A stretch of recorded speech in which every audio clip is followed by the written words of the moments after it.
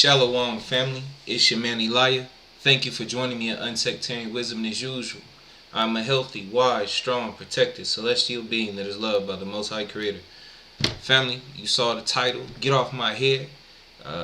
First off, it's good to see y'all. We ain't talked in a minute, but I got a teaching for y'all. This is one that's been on my spirit as of late, and I want to go ahead and put it out. You know, one thing that annoys me is crazy how I have conversations with people, and this has happened a few times, and they'll be trying their hardest to convince me that they know the word, and and I ain't got no problem with it. And some of them, might pique my interest a bit, but then by the end of the conversation, it's crazy. We'll have a great conversation, we'll be vibing. And, they'll be like, man, it's crazy that you know so much about the word. I can see you're well studied, well versed, And then they'll hit me with, but I just can't understand why your hair is so long. And then that's just like the biggest turnoff to me right there. Like, that's one of the main things that I'll stop talking to a person. Because right there, you just showed me your true ignorance and where you are in your journey. How you just sat there this whole time trying to impress me, trying to show me that you knew the word, even though I didn't ask you to, but you just seemed maybe threatened by me or whatever, or you just want to show me that you touched by the Holy Spirit or whatever. And then you show yourself. You just showed your butt. Like, for you to say something like that and say you know the word or you know the Most High, and then turn around and judge me, like I've literally had somebody turn around and tell me the reasons, basically in so many words that, I'd do better if I cut my hair. That I'm a bad person. Just assuming so much stuff. And the whole time I'm sitting here being respectful, looking in the eye, we having a conversation about the Most High and my hair. And I'm just thinking like, why are you tripping off my hair? But anyway, let's go ahead and hop in, family. This is going to be one of those ones. I don't know how long it's going to take, but bear with me. You can come back later.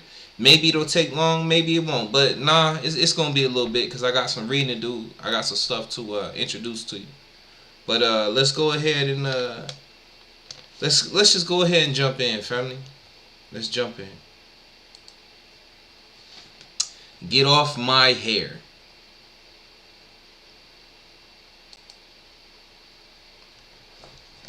Determining when the Bible was written possesses challenges because it isn't a single book. It's a collection of 66 books written by more than 40 authors over more than 2,000 years. So there are two ways to answer the question. When was the Bible written? The first is to identify the original dates for each of the Bible's 66 books. The second, the focus here, is to describe how and when all 66 books were collected in a single volume. We can say with some certainty that the first widespread edition of the Bible was assembled by Saint Jerome around AD 400. This manuscript included all 39 books of the Old Testament and the 27 books of the New Testament in the same language, Latin. This edition of the Bible is commonly referred to as the Vulgate.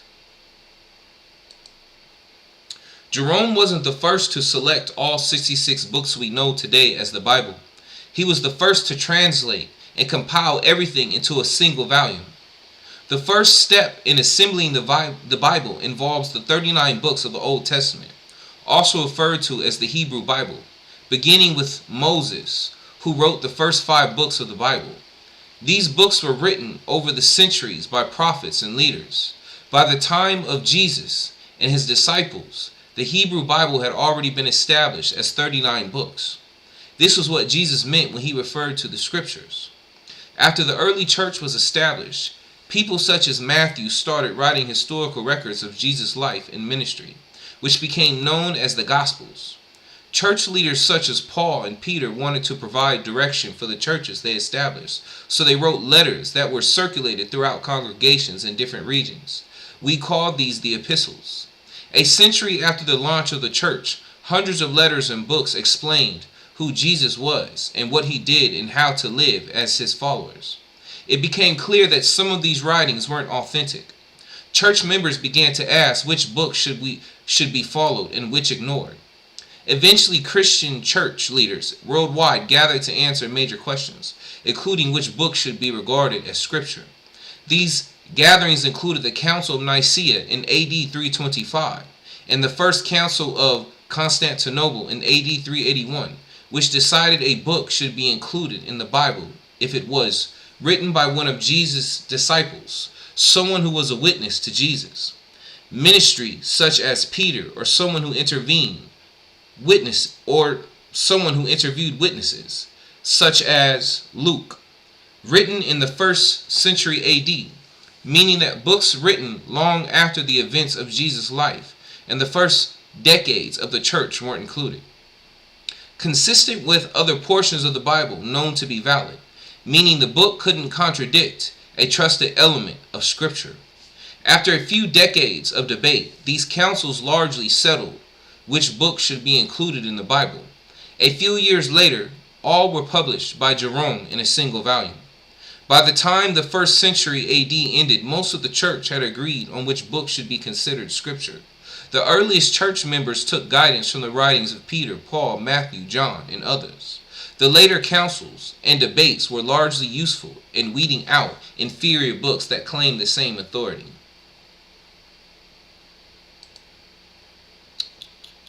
Give me a second, family. I want to make sure I'm in the right place right now.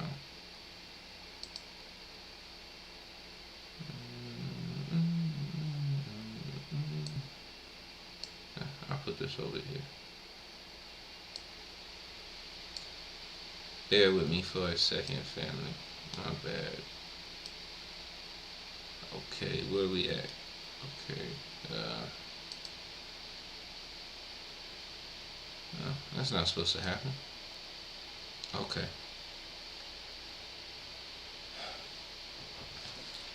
Now, Deuteronomy chapter 4 verses 1 through 14.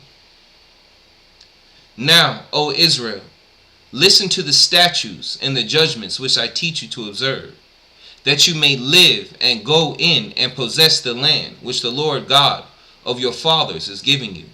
You shall not add to the word which I command you, nor take from it, that you may keep the commandments of the Lord your God which I command you. Your eyes have seen what the Lord did at Baal Peor, for the Lord your God has destroyed from among you all the men who followed Baal of Peor. But you who held fast to the Lord your God are alive today, every one of you. Surely I have taught you statutes and judgments, just as the Lord my God commanded me, that you should act according to them in the land which you go to possess.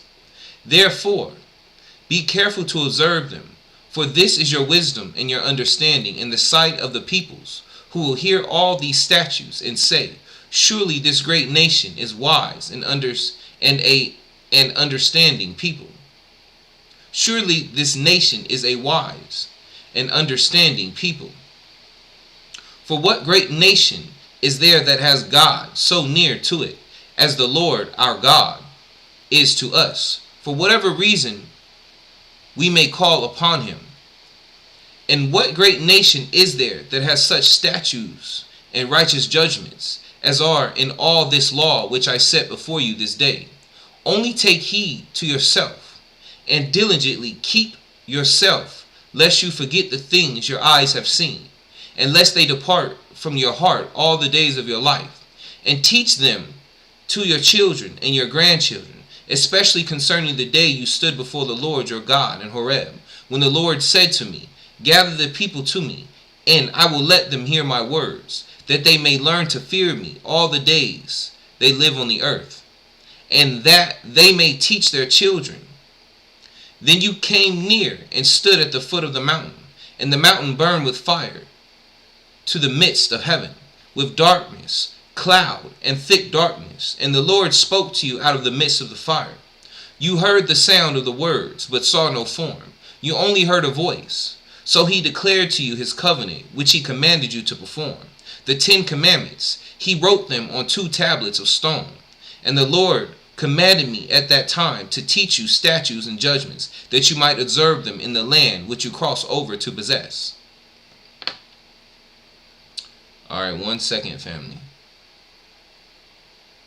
Okay, yeah, so let me read this beginning part again. This is important. Now, O Israel, listen to the statutes and judgments which I teach you to observe, that you may live and go in and possess the land which the Lord God, your Father, is giving you. You shall not add to the word which I command you, nor take from it. Let's go to the next.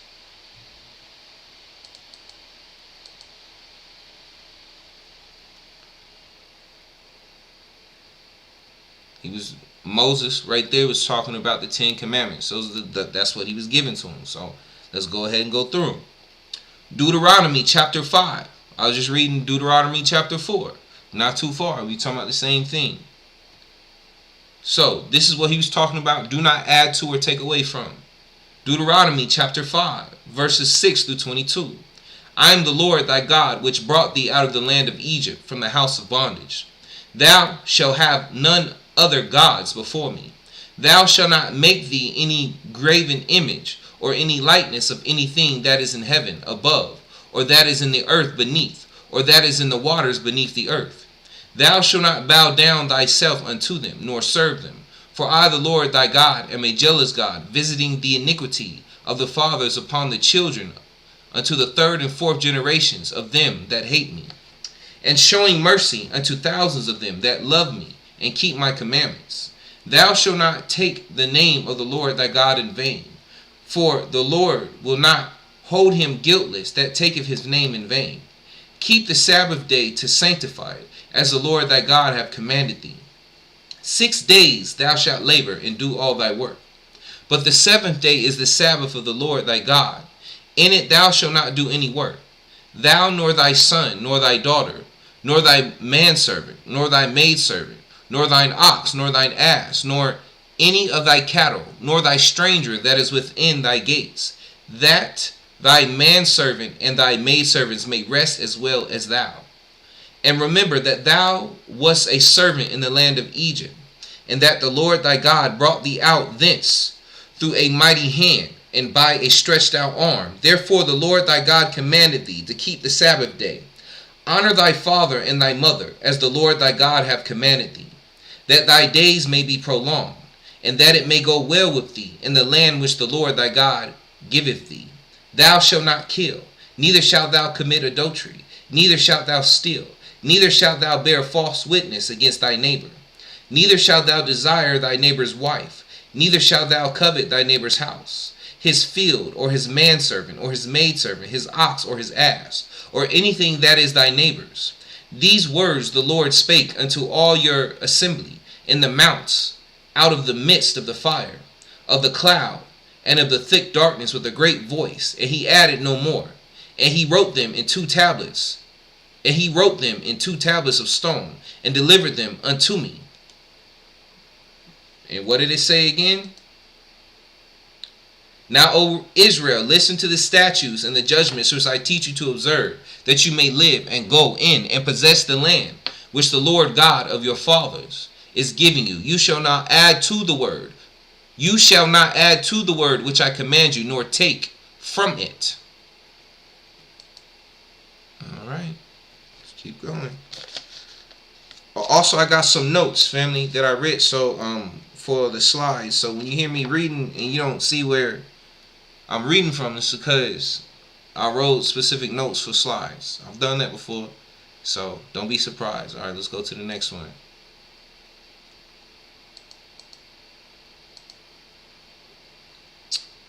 Deuteronomy chapter 4 verse 2, New King James Version.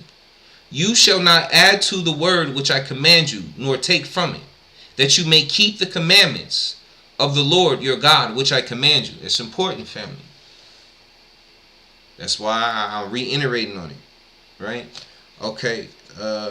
Okay. So all right. So I got some notes. I'm gonna go ahead and read. For the purpose of understanding and establishing the main subject matter of this teaching, the length of a man's hair, we had to first establish the Most High Creator's only established laws, so that we may understand the difference between the Creator's lawful orders and man's opinion. The book of Deuteronomy stated clearly that Moses came down Mount Sinai holding 2 tablets engraved with only 10 commandments written by the hand of the Most High Creator. That we, as the children of Israel, may not add to these commandments nor take away from them. And that order applies to the doings of the Gentiles as well. Understand that the Bible, holding the so-called Old and New Testament, are a collection of 88 independently written books that were all compiled together to form the book that we call the Bible today. And by doing so, we have contradicted the order to not add to the word which I command you, nor take from it. Understand that the 5 books of Torah, Old and New Testament writings, are all additions to the 10 commandments and technically unlawful. And this infraction has caused hundreds, if not thousands of years of confusion within the community of faith, causing men and women alike for centuries to throw away and forsake the true laws of the Creator for the laws, traditions, and opinions of men. Now am I saying that the books of the Bible are wrong, useless, and uninspired? Never, because it is these very books that give us a deeper understanding of the laws by breaking them down, as well as giving us examples of what happens when you decide to follow or not follow the Most High Creator's laws by the written accounts of our ancestors. My objective is to make a clear distinction between the law or voice of the Most High Creator and the voices and opinions of mankind.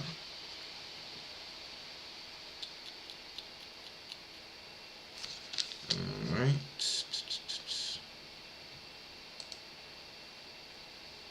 Matthew chapter 5 verse 17. Do not think that I have come to abolish the law or the prophets. I have not come to abolish them, but to fulfill them. I'm trying to give y'all, and remember the red letter, that's when Yahushua is speaking. When Mashiach is speaking, Messiah, the Christ is speaking.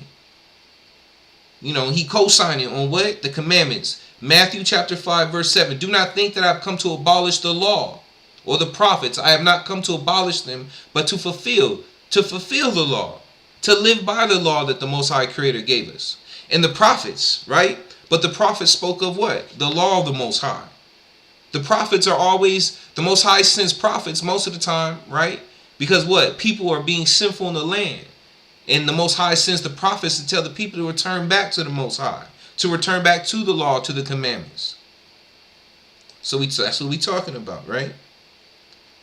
Hold on, let me catch up on my slides over here, family. 1 second. Okay. Matthew chapter 22, verse 36 through 40. Teacher, which is the greatest commandment in the law? Jesus replied, love the Lord your God with all your heart, and with all your soul, and with all your mind. This is the first and greatest commandment, and the second is like it. Love your neighbor as yourself. All the law and the prophets hang on these 2 commandments. Let me read that again. Matthew chapter 22, verses 36 through 40.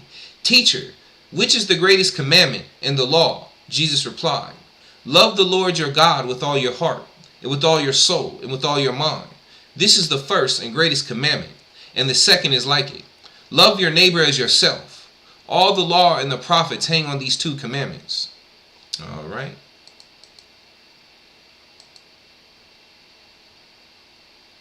Give me a second, family. I want to make sure I'm in the right place. 11 and 12.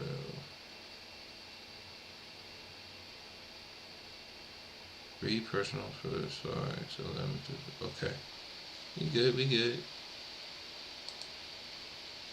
Matthew chapter 16, verses 6 through 12. Then Jesus said to them, take heed and beware of the leaven of the Pharisees and the Sadducees. And they reasoned among themselves, saying, it is because we have taken no bread. But Jesus, being aware of it, said to them, O you of little faith, why do you reason among yourselves, because you have brought no bread? Do you not yet understand or remember the 5 loaves of the 5,000, and how many baskets you took up? Nor the 7 loaves of the 4,000, and how many large baskets you took up? How is it you do not understand that I did not speak to you concerning bread, but to beware of the leaven of the Pharisees and Sadducees. Then they understood that he did not tell them to beware of the leaven of bread, but of the doctrine of the Pharisees and the Sadducees. Let me read that again. Matthew chapter 16, verse 6 through 12. Then Jesus said to them, "Take heed and beware of the leaven of the Pharisees and the Sadducees." And they reasoned among themselves, saying, "It is because we have taken no bread."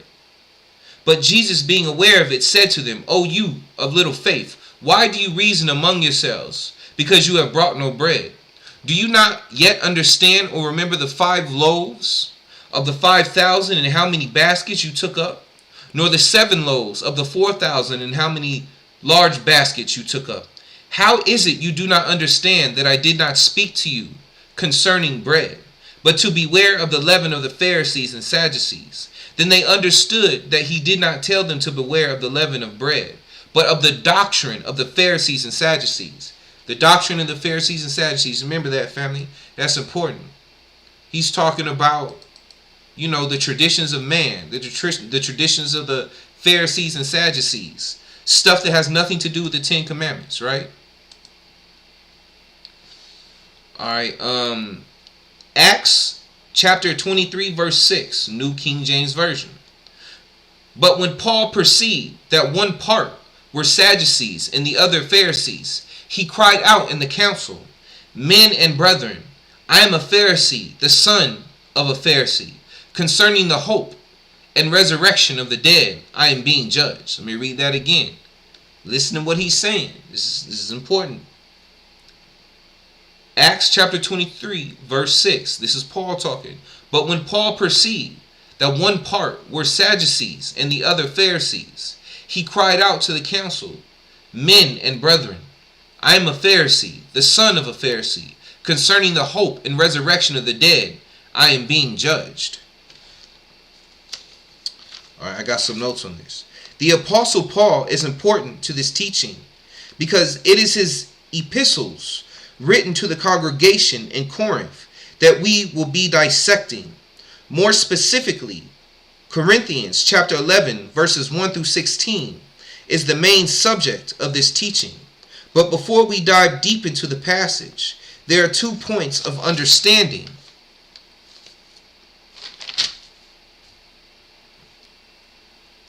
that I must first make clear before moving forward. Number 1, that it is important that you know and realize that the majority of the writings of Paul in the New Testament are not actually books, and that the Apostle Paul never intended for them to be considered as infallible holy books, because the epistles of Paul are, just as their name suggests, letters, handwritten letters sent to specific congregations of believers that Paul had set up during his travels.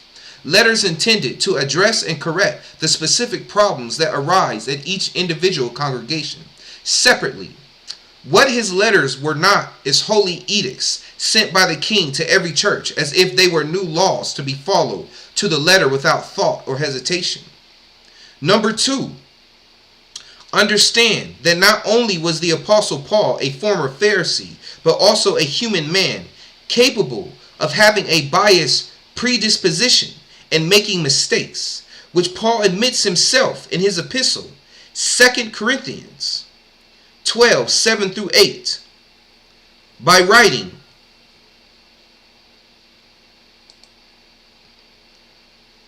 Second Corinthians chapter 12, verse 7 through 8. "Unless I should be exalted above measure through the abundance of the revelations, there was given to me a thorn in the flesh, the messenger of Satan to buffet me, lest I should be exalted above measure. For this thing I besought the Lord thrice, that it might depart from me." Let me read that again. "Unless I should be exalted above measure through the abundance of the revelations, there was given to me a thorn in the flesh, the messenger of Satan to buffet me, lest I should be exalted above measure. For this thing I besought the Lord thrice, that it might depart from me."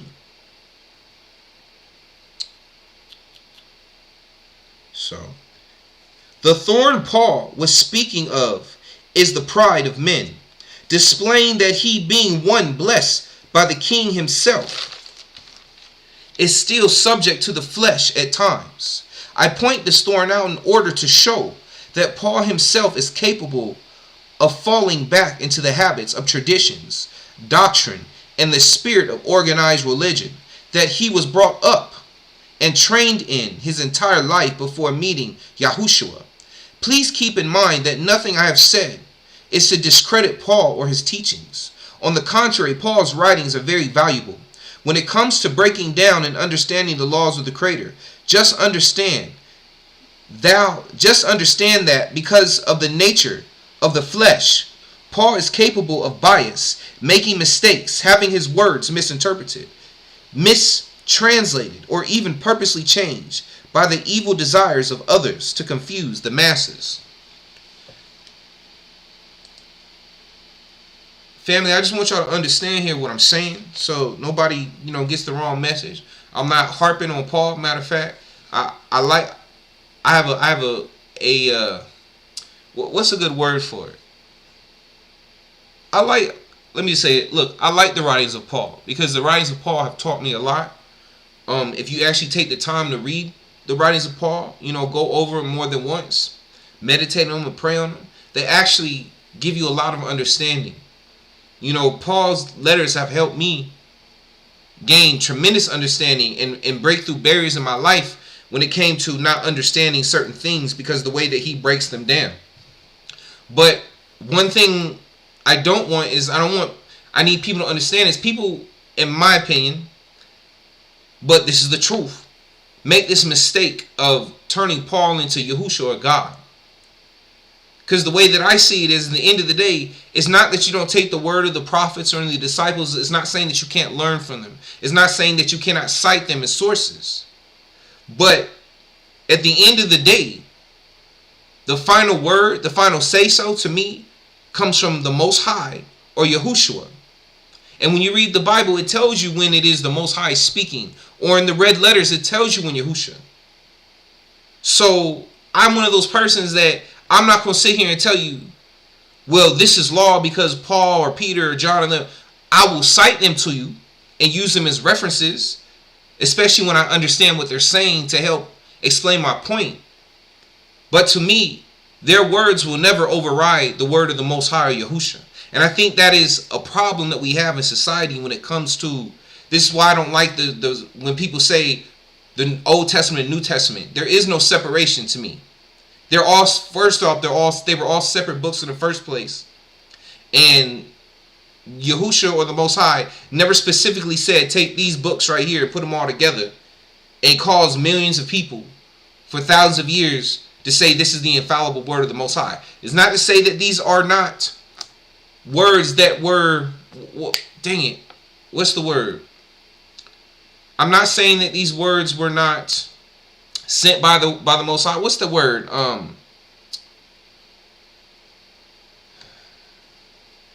What's that word when people talk about? I'm not saying these aren't words that are not inspired by the Holy Spirit. I'm not saying that these aren't writings that the Most High inspired the disciples or whatever individuals wrote these books. I'm not saying that. I'm not saying they're not Holy Spirit inspired words. What I'm saying is, I don't believe in putting these over the commandments of the Most High or the word of Yahushua. I don't believe that we should. That's not what I believe at all. Like when people go around and these Christian churches telling you we're done away with the law and you no longer have to follow the 10 Commandments. That's BS, because Yahushua, who you say you follow in the Christian church, so-called Jesus Christ, right? Or Jesus or Zeus, whatever. He said, I did not come to destroy the law, but to fulfill. But then your pastor, a man in flesh, is going to sit here and tell you, well, Paul said that he destroyed the law. And then on top of that, really not even explain to you, because Paul never actually said, look, it might say that, but if you actually listen to Paul, what he said was, I hated the law, and the law was done away with once the law became a part of me. Because once the law became a part of me, I no longer had to follow it because it became second nature to me. So it's not that Paul didn't follow the law anymore, it's that he no longer had to fight to follow the law. No longer had to struggle because now it was a part of him. It was second nature. It wasn't religion. It was just a way of life.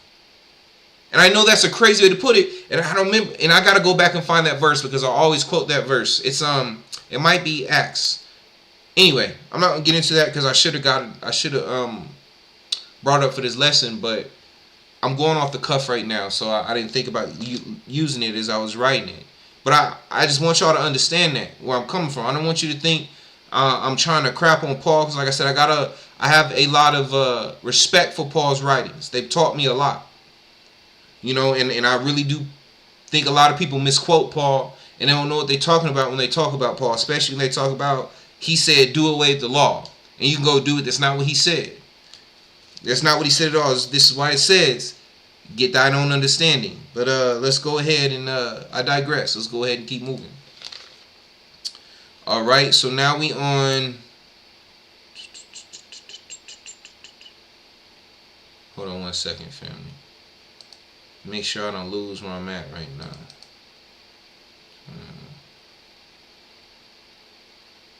Okay, yeah, okay, here we go. Oh, snap. Did I not read this one? Okay, yeah.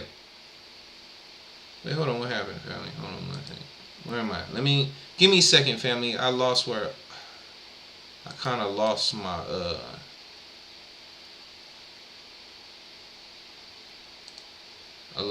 my bearing.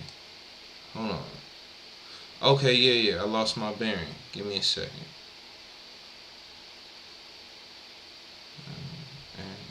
Okay.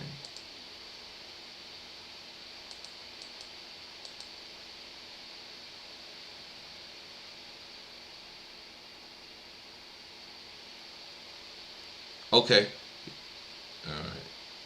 Alright. Oh, I'm glad I didn't even switch. Okay. Hold on once. Okay, so here we go to the next one.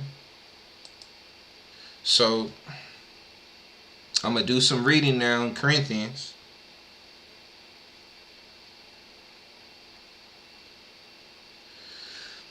Alright, remember we're doing verses 1 through 16. Be ye followers of me, even as I also am of Christ. Now I praise you, brethren, that ye remember me in all things, and keep the ordinances as I delivered them to you. But I would have you know that the head of every man is Christ, and the head of the woman is the man, and the head of Christ is God. Every man praying or prophesying, having his head covered, dishonoreth his head. But every woman that prayeth or prophesieth with her head uncovered, dishonoreth her head. For that is even all one, as if she were shaven. For if the woman be not covered, let her also be shorn. But if it be a shame for a woman to be shorn or shaven, let her be covered. For a man indeed ought not to cover his head, for as much as he is the image and glory of God. But the woman is the glory of the man. For the man is not of the woman, but the woman of the man. Neither was the man created for the woman, but the woman for the man. For this cause ought the woman to have power on her head, because of the angels. Nevertheless, neither is the man without the woman, neither the woman without the man in the Lord. For as the woman is of the man, even so is the man also by the woman, but all things of God. Judge in yourselves. Is it comely that a woman pray unto God uncovered? Doth not even nature itself teach you that if a man have long hair, it is a shame unto him?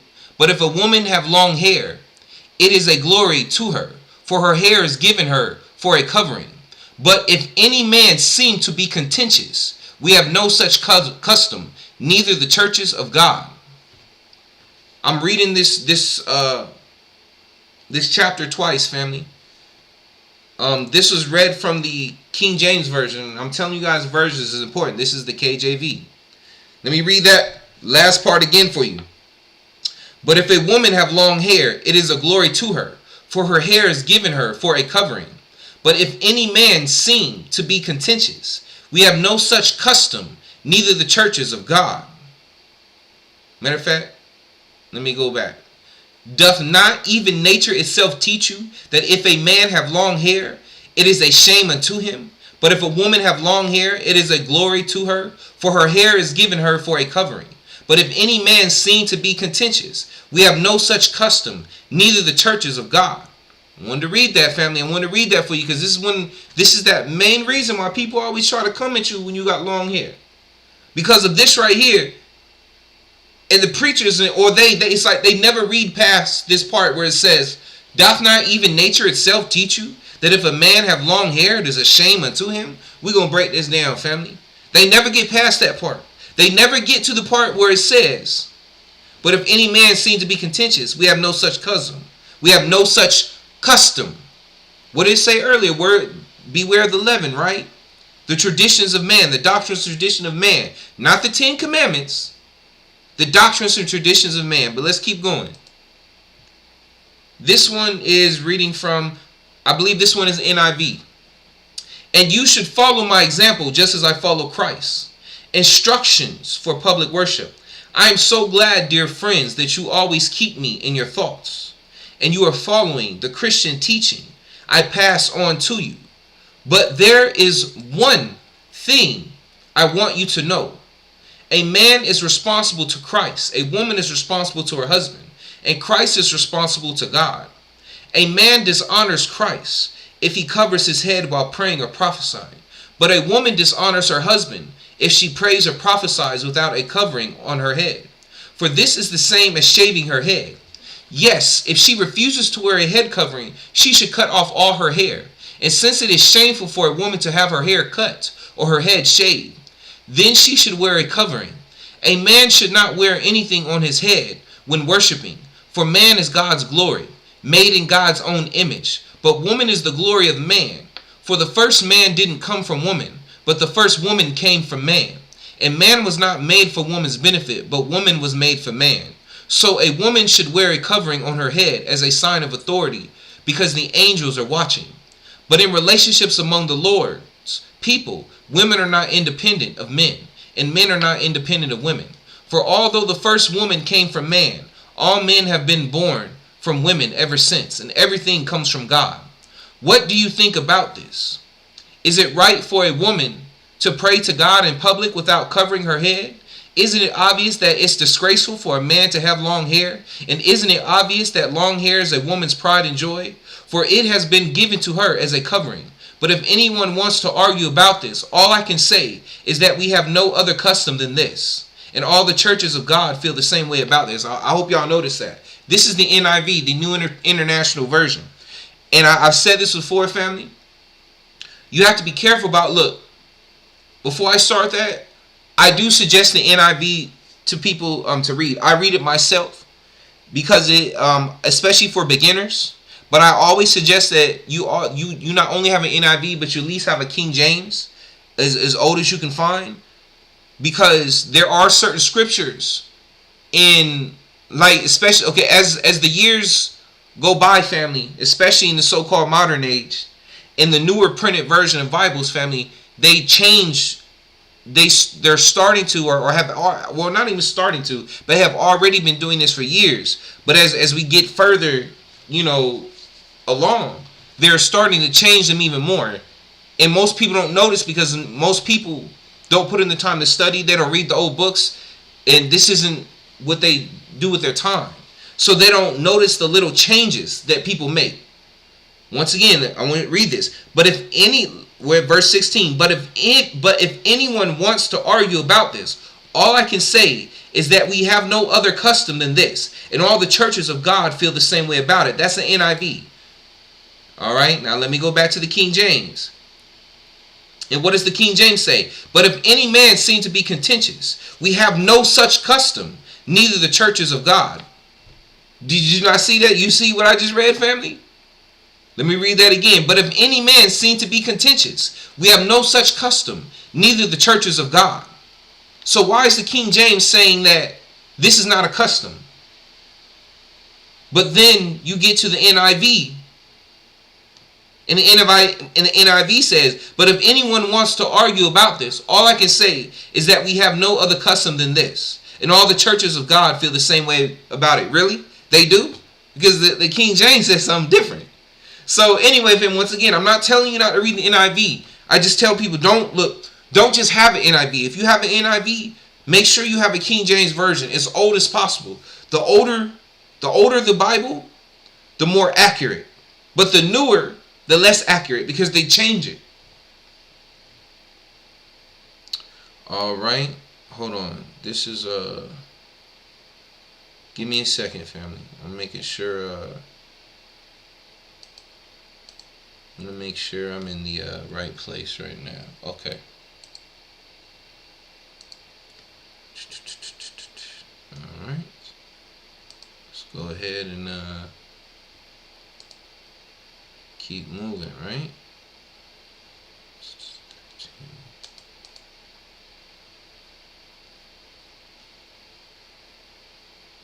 Okay. Hebrew chapter 4 verse 12.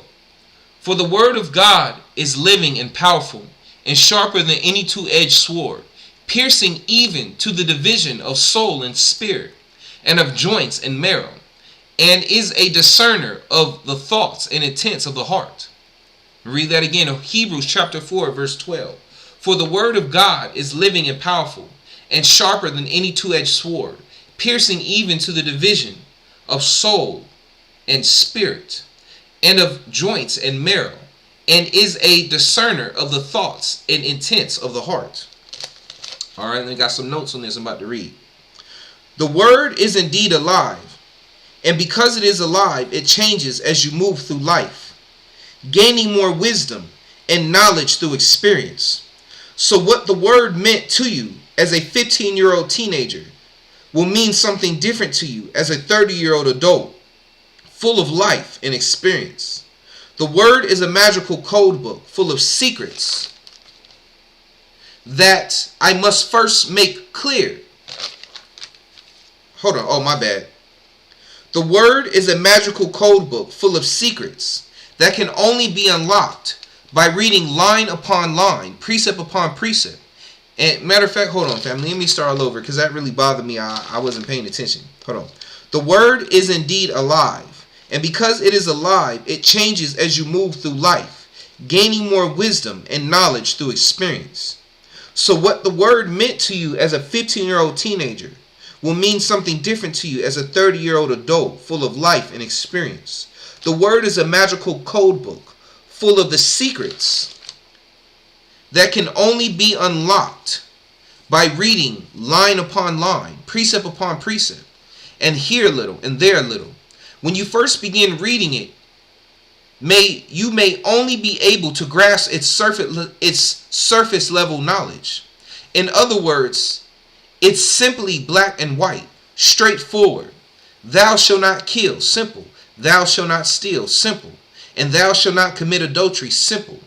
But if you continue to study the word and keep it in your heart as you progress through life and experiencing things like stealing or being stolen from, committing adultery, or having your significant other cheat on you, or God forbid you commit murder, someone tries to murder you, or someone close to you is killed. Now what was once just a surface level of understanding of the word has all of a sudden gone deeper below the surface of what you read before. And now you find yourself having a deeper understanding of the message because not only have you just read it, but now you felt it and tasted it. So no longer is it simply, So no longer is it simply don't steal, kill, lie, or commit adultery. But because you have now experienced these things, you know the toll they take on your mind, body, and soul. Now giving you a deeper understanding of the word, and it's showing you things you didn't notice or truly understand before because of a lack of experience. I'm speaking to you of these things before we move forward with the teaching, because yet again I am touching on a topic that has been done to death, a topic that many teachers and preachers have touched on. But I believe it is a topic that needs to be touched upon again to gain a deeper understanding from the point of view given to me by the Creator.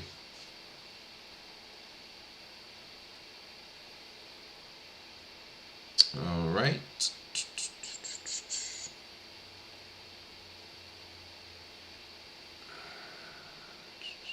So bear with me, family.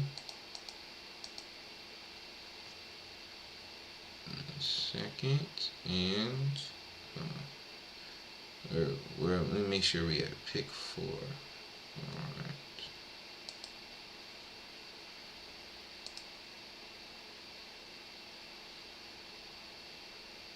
Okay, here we go.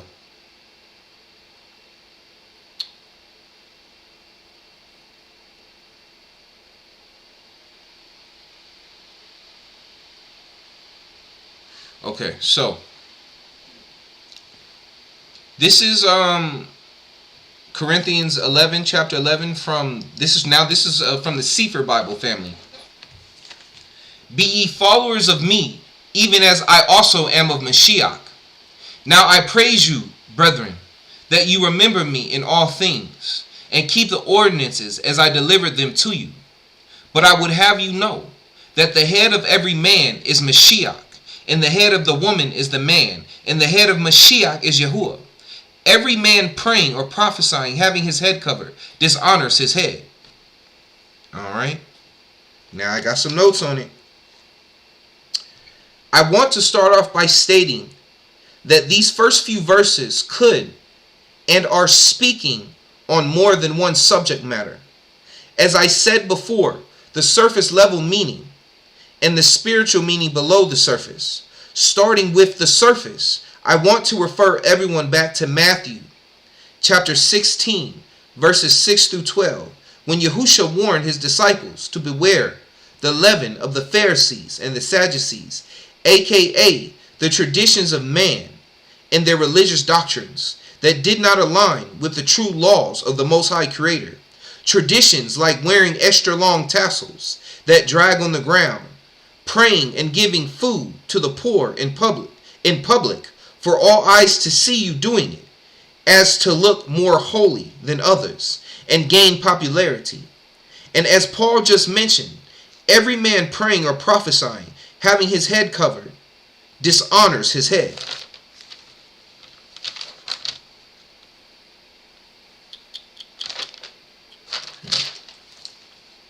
What Paul meant spiritually when he said every man praying or prophesying, having his head covered, dishonors his head.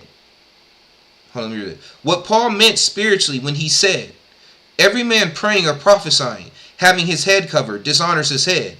Not meaning your literal head, but sitting under a religious organization that places a fleshly man over you that you call rabbi, teacher, or preacher. Remember the Bible says you shouldn't call any man teacher except for Yahushua. And like the blind leading the blind, you allow this fleshly man to become your God, leading you straight to hell. Instead of your head or teacher being Yahushua or creator directly, which relationship you build by reading line upon line, precept upon precept, here little and there little. Wisdom is the principal thing.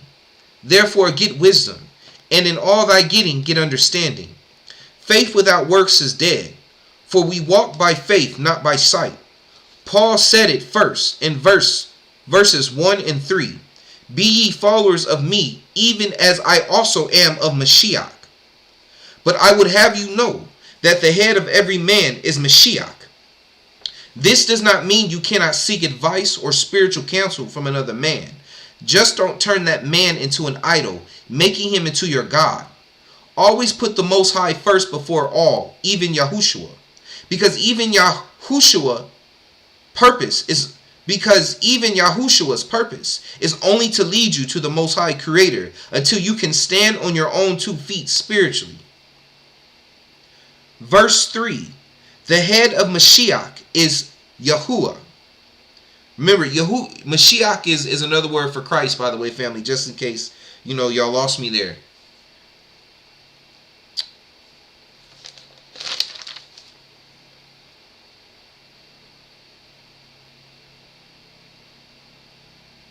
Starting from surface level, verse 3. And the head of the woman is... Oh, hold on. Yeah, okay. Starting from surface level, verse 3. And the head of the woman is the man, referring to her husband, helpmate, Okay, my bad. Let me go back, family. 1 second. Let me see. Starting from... Hold on, let me make sure. Okay, yeah.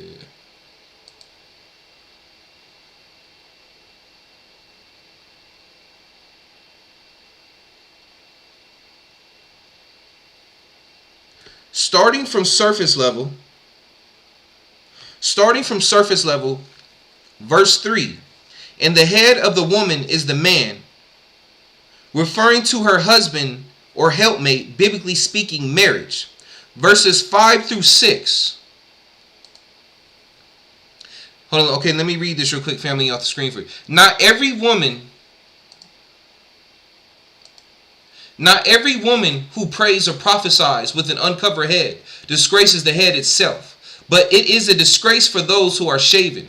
For if the woman is sheared, yet wholly covered, such women are not obscene when wholly covered. For a man indeed... Oh, yeah, I went too far. Not every woman who prays or prophesies with an uncovered head disgraces the head itself, but it is a disgrace for those who are shaven. For if the woman is sheared, yet wholly covered, such women are not obscene when wholly covered. Alright, verses 5 through 6. A woman with an uncovered head represents a single, unmarried woman. The shaven head woman refers to an prostitute or single woman that just sleeps with men without being married to them.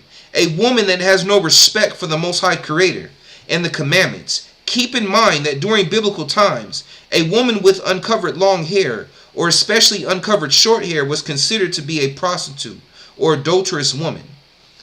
So hold on, let me reinstate something. Starting from the surface level, verse 3, and the head of the woman is the man, referring to her husband, helpmate, biblically speaking.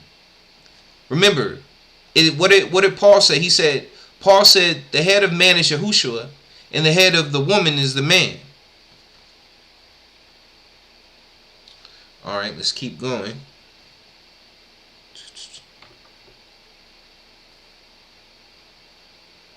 Okay, so turn to pick 5.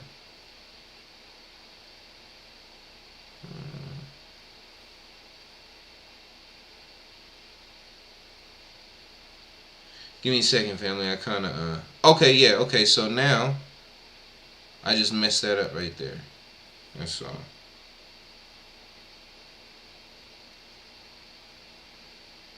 Okay, yeah, that's my fault. I messed up somewhere where I was doing my, thing. But anyway, let's go back here real quick. According to the, okay, hope y'all can see this. According to the description of the priestly garb, this is from the internet, by the way. According to the description of the priestly garb in Exodus, the high priest wore a mitre, and the ordinary priest a hat. It was generally considered a sign of mourning to cover the head and face. In Talmudic times, two men expressed their sense of grief,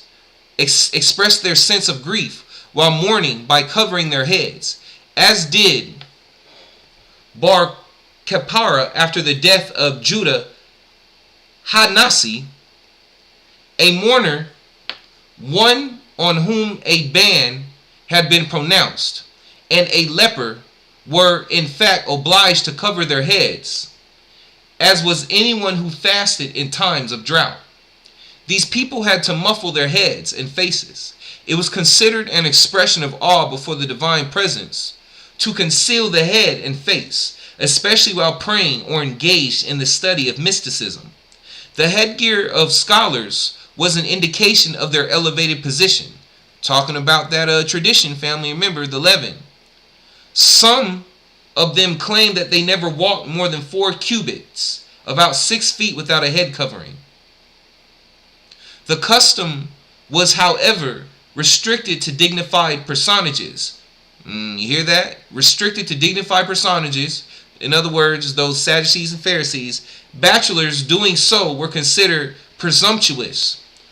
Artistic presentation, such as Egyptian and Babylonian tablets, or the synagogue at Dura Europos generally depicted Israelites and later Jews without head covering. On the other hand, some rabbis believed that covering a child's head would ensure his piety and prevent his becoming a thief. Superstition. According to the Talmud, it was optional and a matter of custom for men to cover their heads. Palestinian custom, moreover, did not insist that the head be covered during the priestly benediction. French and Spanish rabbinical authorities during the Middle Ages followed this ruling and regarded the covering of the head during prayer and the study of the Torah merely as a custom. Some of them prayed with a bare head themselves. However, rules that a person who is improperly dressed and has no headgear may not act as the Hazan or as the reader of the Torah in the synagogue, and may not invoke the priestly benediction upon the congregation. Once again, tradition over a hat. So I can't read because I ain't got a hat on. Moreover, the covering of the head as an expression of the fear of God and as a continuation of the practice of the Babylonian scholars was, you hear it said, Babylonian scholars, was gradually endorsed by the Ashkenazi rabbis. Even they stated, however, that it was merely a worthy custom and that there was, no injunction against praying without a head cover. The opinion of David Halevi of Ostrog is an exception. He declared that since Christians generally pray bareheaded, the Jewish prohibition to do so was based on the biblical injunction not to imitate the heathen custom. Traditional Jewry came to equate bareheadedness with unseemly light-mindedness and frivolity, and therefore forbids it. The covering of the head has become one of the most hotly debated points of controversy between Reform and Orthodox Jewry. The latter regards the covering of the head, both outside and inside the synagogue, as a sign of allegiance to Jewish tradition, not as a sign to God, but an allegiance to Jewish tradition, and demands that at least a skull cap be worn. Worship with covered heads is also the accepted rule in conservative synagogues and Reformed congregations. However, it is optional.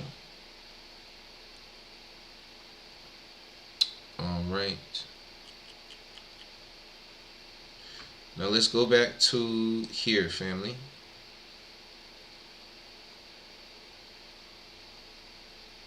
One second.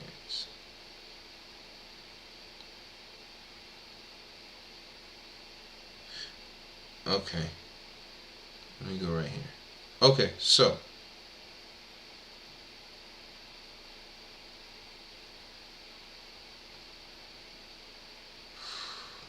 Hold on a second. Let me make sure I'm on. Okay. Spiritually speaking, Paul is saying that it is not disgraceful to the Most High Creator, or Yahushua, for a single woman to pray or prophesy, as long as she is yet wholly covered, aka a believer in Yahushua and follower of the Most High Creator. That is not obscene, aka out in these streets, sleeping around, willfully breaking the commandments, dressing or acting inappropriately, lusting after single and married men. Verse 5.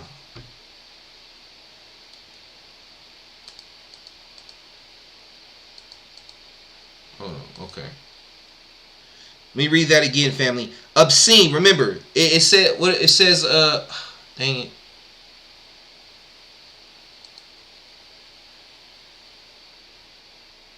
Remember, okay, so it says, for if the woman is sheared yet wholly covered, such women are not obscene when wholly covered.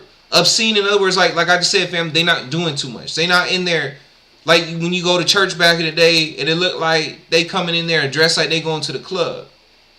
A woman who is truly committed to the Most High, who's unselfish, is not going to go into church dressed like that, because she knows she's going to distract the men.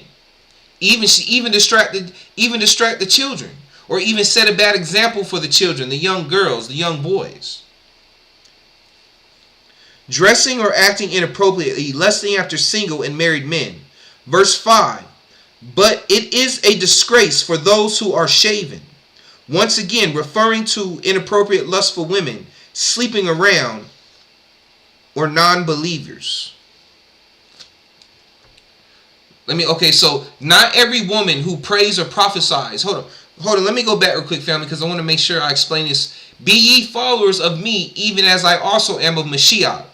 This is what Paul's saying, family. Remember I said, be ye followers of me, even as I also am of Mashiach. Even though you following Paul, who is Paul following? Yahushua.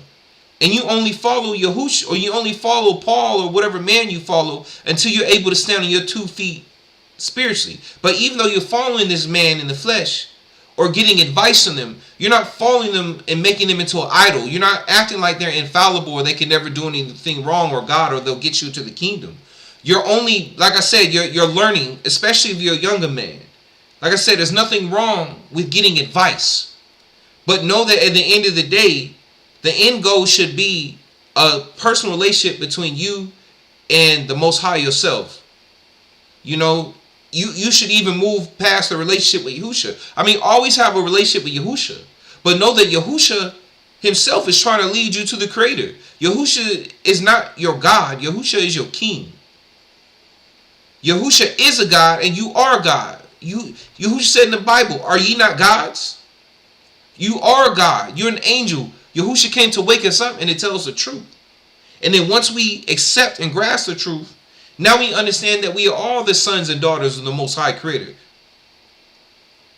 And now you can have that relationship with the Most High without an intercessor like Yahusha. You still serve Yahusha because Yahusha is the king. But imagine a king on earth, right? Let's say, if you had a king over you right now in the flesh, you know that king isn't God. But you respect the king, yes, because you respect that king's authority. But you know that king isn't God. So you don't worship the king.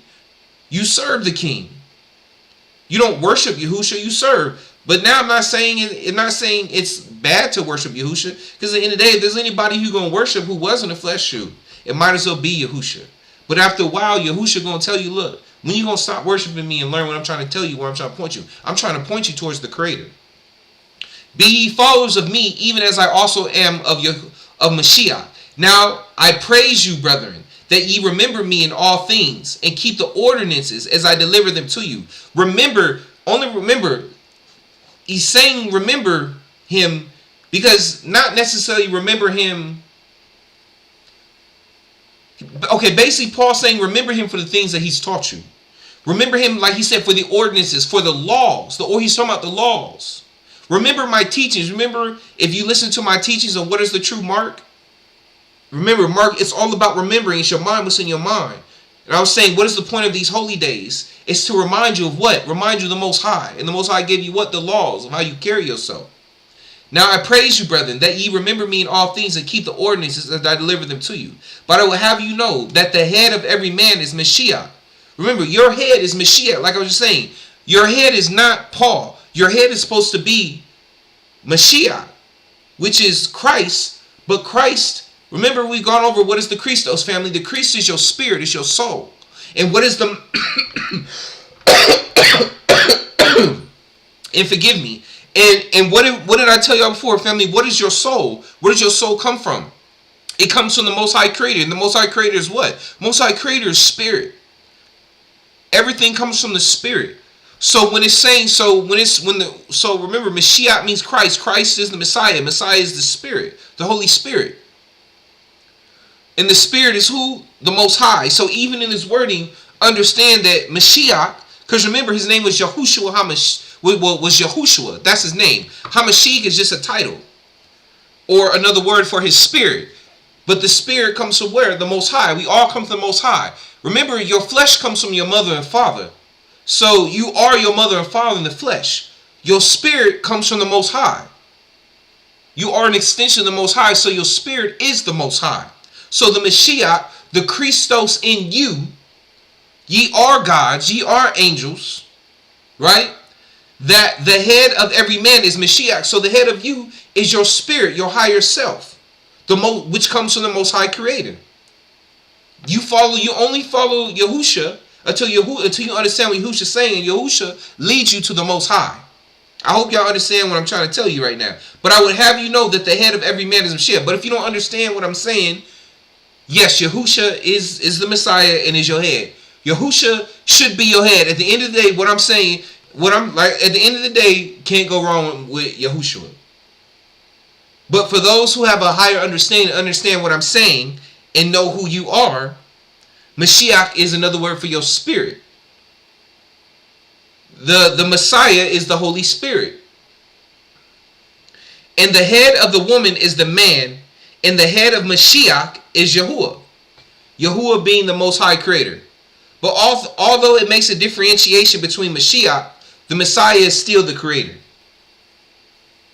You remember, that's just the title, but it's a title given by the Most High. It's a title for the soul, the spirit, the Christos. Remember, Mashiach is another word for Christ. Christ is another word for Messiah, but Messiah is another word. Remember, Christ. It's at the end of the day, it's spirit, the Christos, who you are spiritually. So the spirit is the head of you. The spirit of the Most High is Yahuwah. Every man praying or prophesying, having his head covered, dishonors his head. Remember, like I said, having your head covered doesn't mean is, like I was saying, on surface level, yes, he's talking about the yarmulkes, talking about the traditions. But spiritually, he's speaking about having another man over you as your God. Like, for instance, people going around believing in the Pope and stuff and worshiping the Pope like he's God. So I hope y'all understood that, family. Remember, Mashiach, Christ, Christos is another name for the soul, for the spirit. The Messiah. The Messiah is your spirit. The Holy Spirit. Come from who? The Most High. Everything is from the Most High. We're in the mind of the Most High. So please don't get confused. Not every woman who prays or prophesies with an uncovered head disgraces the head itself. Remember, we said being uncovered, and as I read to you, okay, actually we didn't even get that far yet, did we? Hold on. Let me read. Okay, but anyway, we'll get to it. Not every woman who prays or prophesies with an uncovered head disgraces the head itself. A woman with her head being uncovered, that's another way of saying a woman who's unmarried. Just like I told y'all before. A woman who is not attached. It doesn't, on the top, I said, okay, on a physical level, it means a woman who's unmarried, but it also does mean a woman back in the day who didn't have a veil over her head. But in this case, on a spiritual level, it's a woman who's not married. So like I said, there's that surface meaning and then beneath. So I'm giving y'all. So not every woman who prays or prophesies with an uncovered head disgraces the head itself. In other words, disgraces Yahuwah or Yahusha or the congregation. But it is or her husband, disgraces her husband. But it is a disgrace for those who are shaven. For if the woman is sheared.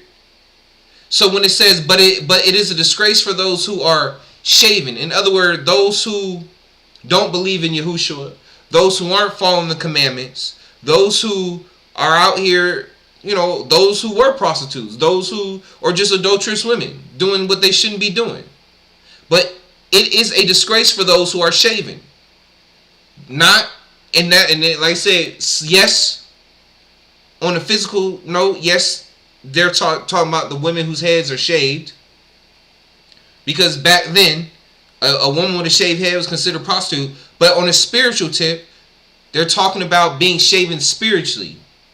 Like I said, not paying no attention to the Most High or the laws or Yahusha out here running them up. For if the woman is sheared, yet wholly covered, because now, once again, what did I just say? Back in the day, a shaven woman was considered a prostitute. But now it's saying, for if the woman is sheared, yet wholly covered. In other words, physically, even if her head is shaven, right? Or even if she has long hair and her head isn't covered.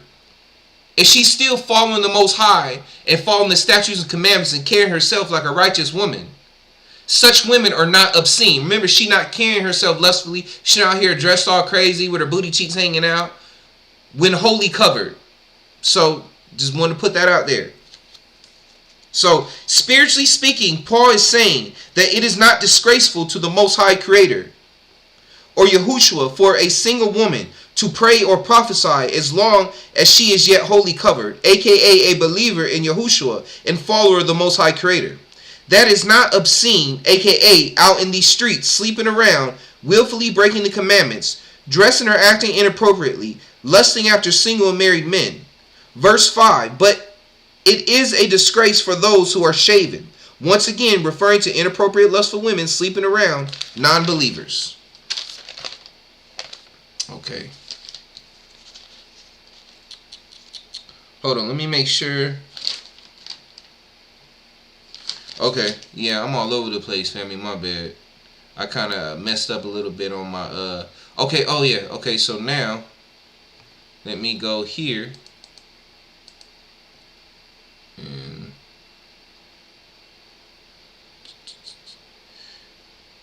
I want to show y'all some, I want to show y'all some receipts. Dang it, still messing up on this mug, man. Or am I? No, I'm not. I'm just confusing myself because how I did it. Okay. Anyway, let me just read this. Okay. It was customary for most women in the ancient Near East, Mesopotamia, and the Greco-Roman world to cover their hair when they went outside the home. In biblical times, women covered their heads with veils or scarves. The unveiling of a woman's hair was considered a humiliation and punishment. On the loosening of the hair of women suspected of adultery. 3rd Maccabees. In Talmudic times, 2 married women were enjoined to cover their hair in communal spaces. In a society so highly conscious of sexuality and its dangers, veiling was considered an absolute necessity to maintain modesty and chastity. If a woman walked bareheaded in the streets, her husband could divorce her without repaying her dowry. Some rabbis compared the exposure of a married woman's hair to the exposure of her private parts, and forbade the recitation of any blessing in the presence of a bareheaded woman. The rabbis praised pious women such as Kimhet, the mother of several high priests, who took care not to uncover their hair, even in the house. Nevertheless, covering the head was a personal imposition and restriction from which men were glad to be exempt. According to Sota 3:8, men differ from women in that they may appear in public with hair unbound and in torn garments. One of the disadvantages or curses that is cited as an inevitable part of being female includes being wrapped up like a mourner. Some Agadic sources interpret this custom as a sign of woman's shame and feeling of guilt for Eve's sin. Girls did not have to cover their hair until the wedding ceremony. It gradually became the accepted traditional custom for all Jewish women to cover their hair. In the early modern period, the practice of a woman shaving off all her hair upon marriage and covering her head with a kerchief became widespread in Hungarian, Galician, and Ukrainian Jewish communities. Justification for this stringency were to ensure that a married woman's hair would never be exposed and to eliminate the possibility of a woman's hair rising to the surface during her ritual immersion in the mikvah, rendering it invalid. Opponents argued that shaving the head would make a woman unattractive to her husband. Toward the end of the 18th century, some circles of women began to wear a wig. This innovation was opposed by certain Orthodox authorities such as Moses, but continued to be widely practiced in early 21st century. A diverse range of customs connected with hair covering are followed by Orthodox Jewish women. Among some modern Orthodox women, there has been renewed interest in various modes of covering the hair after marriage. Many women, family, who are not Orthodox continue the custom of covering their hair in synagogues. Alright. And let me go back up to the pics. Let me see. I got myself all mixed up. Let me go back and read this one more because I got it saying read pick files. Okay, let me read this one more time, family. Spiritually speaking, Paul is saying that it is not disgraceful to the Most High Creator or Yahushua for a single woman to pray or prophesy, as long as she is yet wholly covered, aka a believer in Yahushua, and follow the Most High Creator. That is not obscene, aka out in these streets, sleeping around, willfully breaking the commandments, dressing or acting inappropriate, lusting after single and married men. Verse 5, but it is a disgrace for those who are shaven. Once again, referring to inappropriate, lustful women sleeping around non-believers. Like I said, I got it. My bad, family. But let's go ahead and go to, hold on, where am I at? Okay, bet. So let's go ahead and move on. Finally, because I am, like I said, I'm all over the place. So now 6. Okay. Follow me on this one, family. Woo. Okay. 6 through 7. Okay. Got you. 6. Alright. 6 through 7. Okay. Hold on. My bad. Give me a second. Get off my back. Hold on. Okay. Here we go. Okay. Slide 6. Okay. Let me make sure. Okay. I'm in the right place. For a man indeed ought not to cover his head, for as much as he is the image and glory of Elohim. But the woman is the glory of man. For the man is not of the woman, but the woman of the man. Neither was the man created for the woman, but the woman for the man. For this cause ought the woman to have power over her head, because of the angels. Nevertheless, neither is the man without the woman, neither the woman without the man in Yahuwah. For as the woman is of the man, even so is the man also by the woman, but all things of Yahuwah. Let me read this again. For a man indeed ought not to cover his head, for as much as he is the image and glory of Elohim. But the woman is the glory of the man. For the man is not of the woman, but the woman of the man. Neither was the man created for the woman, but the woman for the man. For this cause ought the woman to have power over her head, because of the angels. Nevertheless, neither is the man without the woman, neither the woman without the man in Yahuwah. For as the woman is of the man, even so is the man also by the woman, but all things of Yahuwah. All right. So let me start. Okay, but before I read my notes that I wrote for this, let me give you my little my off the cuff. So for a man indeed ought not to cover his head, for as much as he is the image and glory of Elohim. Remember, a man, in other words, remember I was telling you earlier how it's speaking about a man not putting a cover over his head. In the physical sense, they talking about the hats and in the traditions, like we said earlier, how you couldn't read in the synagogue, read the word if your head wasn't covered. That's just man's tradition. This is saying, once again, this is talking about having an emissary or intercessor in between you and the Most High. You thinking that you can't speak to the Most High yourself. Having someone represent you. Like, remember when Moses and they're at Mount Sinai, right? Remember they didn't want to go up to the Most High because they're too scared. So they said, Moses, you go talk to the Most High for us. This is what it's talking about. For a man indeed ought not to cover his head. Remember, a man is the head, but the Messiah is the head of Yahushua. The man's head is Messiah. So no man should take the place of Messiah. Do not cover Messiah and replace Messiah with an intercessor or emissary or another man of flesh. For a man indeed ought not to cover his head, for as much as he is the image and the glory of Elohim. Because you're the glory of the Most High. In other words, like for instance, you know how family, I'll bring it up again. You know how you come from your parents? And your parents, and I would think, especially those who come from two-parent home, I would assume that, and especially now if you're older and you have kids yourself and married, you know that your kids, in a way, are your pride. You love your kids. Those are your children. Your children are an image of you. They're your glory. That's what it's saying. And this goes back to the term, as above, so below. What happens in the spiritual realm in the kingdom also happens here. How it runs in the kingdom is how it runs here. So in the flesh, just as your children are your glory, and that even goes back to Matthew, New Testament. Remember it was saying that how you heathen parents or you sinful people, how even you shower your children with gifts. And then it goes on to say, how much more do you think I will shower gifts upon you as God? As above, so below.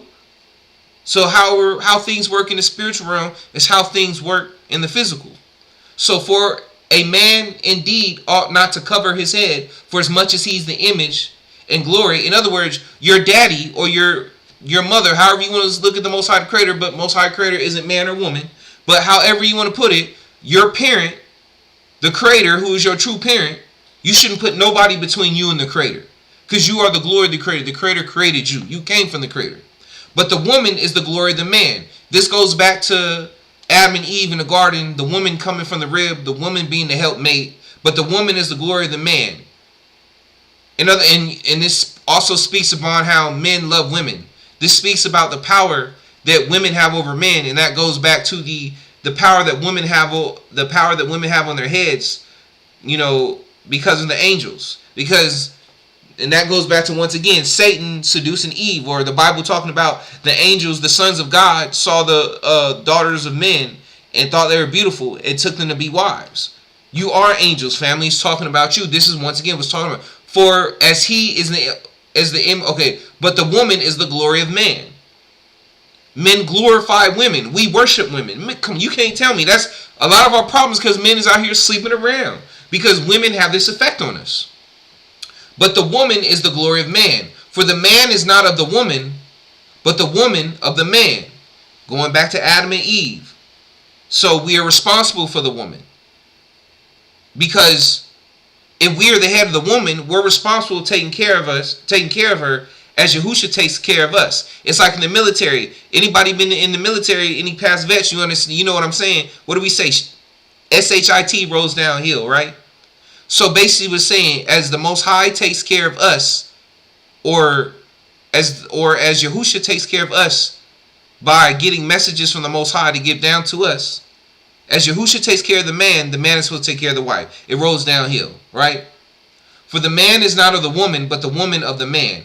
Neither was the man created for the woman, but the woman for the man.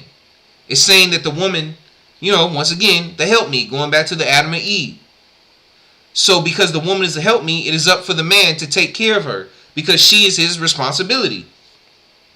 For this cause, which means he's supposed to watch out for her. He's supposed to look out. Remember what happened in the garden happened with Eve because Adam wasn't doing his job. He wasn't watching Eve, taking care of Eve. So Lucifer was able to get to Eve because Adam wasn't doing what he's supposed to do. Although they put all the blame on Eve, the blame is on Adam too, because honestly at the time Adam was like a child. He didn't really know no better. It's not an excuse. Just like Eve don't get excuse. But I'm explaining to y'all the situation. Adam was supposed to be the head, and he didn't do his job as the head, so he let another man come in and take his woman. That says a lot about life and what's going on today, and men not taking care of their responsibilities. Dang, this is hey, this is hitting me too. Hey, let's go. For this cause ought the woman to have power on her head because of the angels.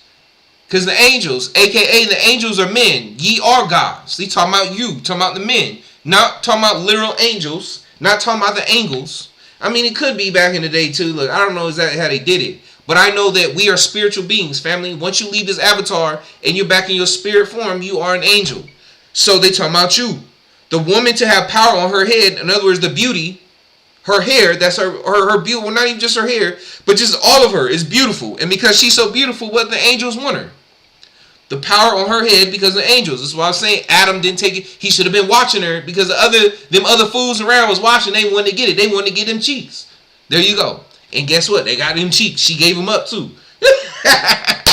Nevertheless, neither is the man without the woman, neither the woman without the man in Yahuwah. Okay, nevertheless, neither is the man without the woman, neither the woman without the man in Yahuwah. In other words, we need each other.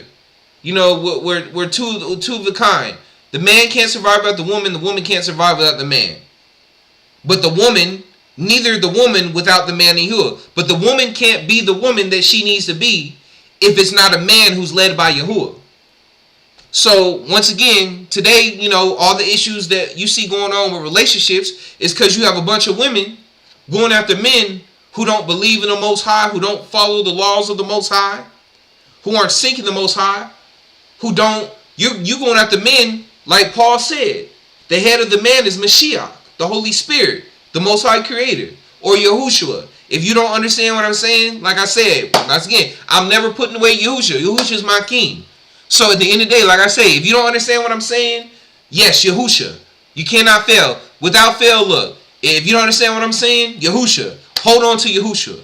So you got women out here seeking men who don't have no understanding of the word, who not even trying to get no understanding, who aren't seeking. They just out here, you got women out here getting with these so-called bad boys, men who just trying to be in the streets, men who just out here, trying to live that life. The Lucifers of the world. Once again, falling every day. You got Adam and Eve falling every day because men aren't out here doing their part, doing what they supposed to do, seeking the Most High.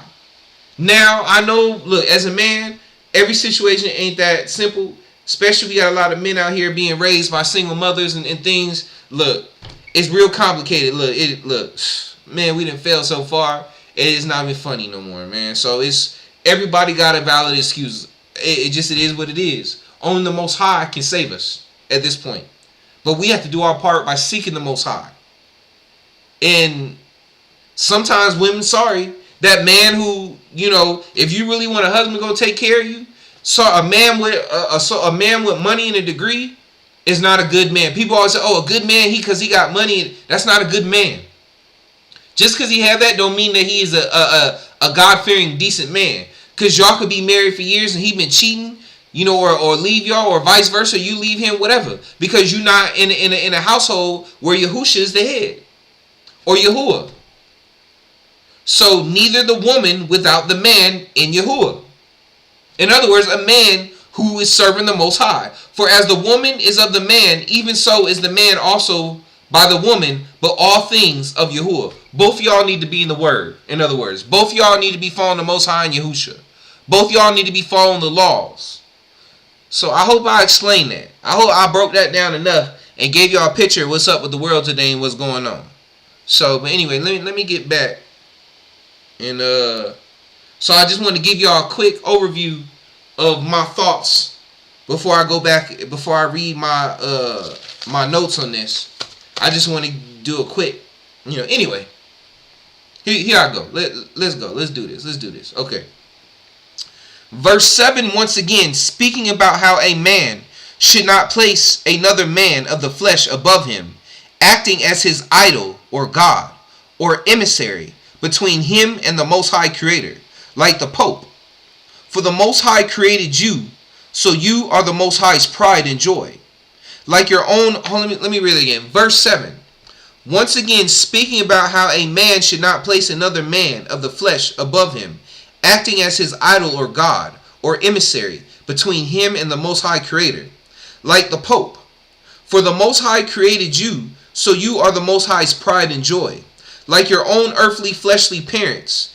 Parents, do they not take pride and joy in you, their child? How would they feel, or you, if all of a sudden a stranger came in between you both, and you could not speak unless this stranger was always there to relay your message for you, and possibly misinterpreting your message as a result?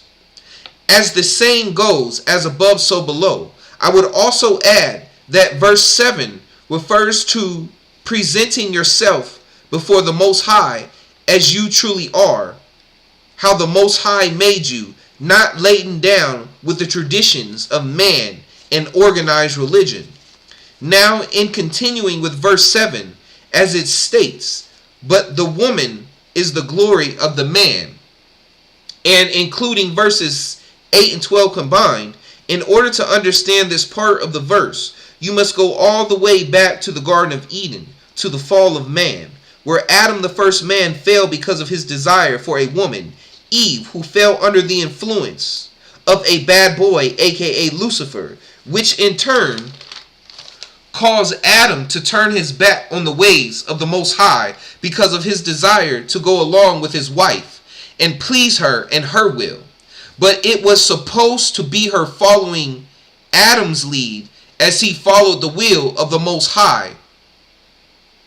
Verse 11 states, neither the woman without the man in Yahuwah.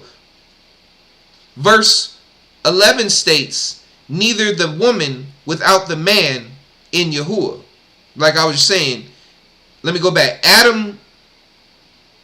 But it was supposed to be her following Adam's lead as he followed the will of the Most High. As verse 11 states, neither the woman without the man in Yahuwah. Just reiterating. Or verse 3 states again that the head of every man is Mashiach. And because the head of every man is Mashiach, it is his duty to do for his wife. Remember, another word for Mashiach is Messiah or Christ. Talking about Yahusha, but remember the Christ, the Christos, is you, is your Holy Spirit within you. It's your soul, which comes from who? The Most High. Your soul is an extension of the great oversoul, the Most High soul, the Creator soul. It is his duty, so that's how the Most High communicates with you within yourself. That's why it says the kingdom of heaven is within, go within, because your soul is literally you. The actual you, your soul, is literally an extension of the Most High Creator. You are one. That's how the Most High speaks to you, through your soul. That's why you have to learn to quiet yourself. That's why people talk about meditation, so you can hear the Spirit, so you no longer need a fleshly intercessor before you to tell you what the Most High says. You can hear the Most High's message yourself by going within. Okay, and because the head of every man is Mashiach, it is his duty to do what for his wife? For this, okay, let me go back. Or verse 3 states again that the head of every man is Mashiach. And because the head of every man is Mashiach, it is his duty to do what for his wife? For this we refer to Ephesians chapter 5, verse 25 through 27. All right, now hold on. Now we're going to switch. I'm going to bring it up on the screen. Ephesians. Okay, Ephesians chapter 5,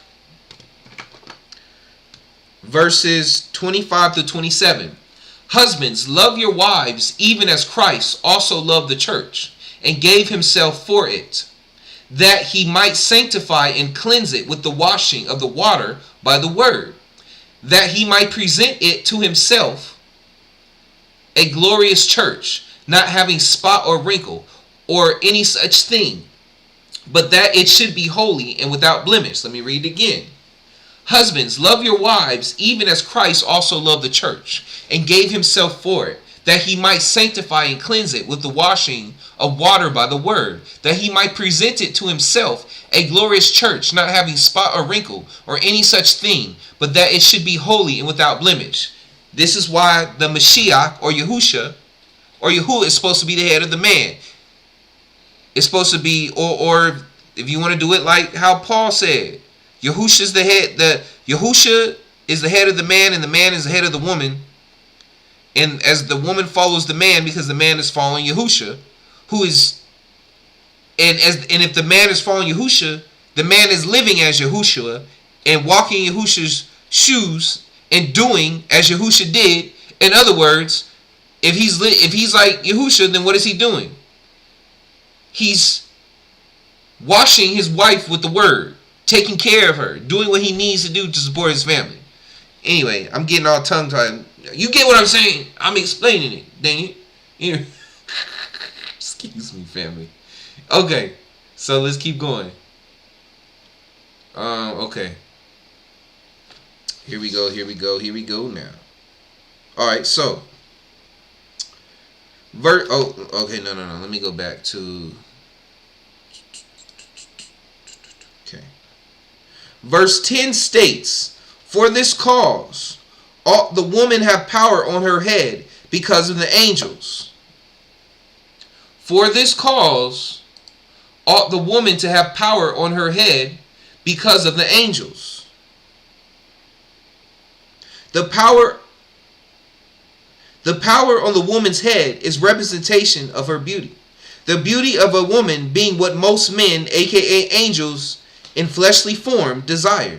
So the enemy Satan uses this weakness of men to their advantage. In other words, if you control the woman, men's desire, and glory, you will control the man, causing the man to do and act in ways not contrary to the Most High's word in order to obtain the woman and keep her.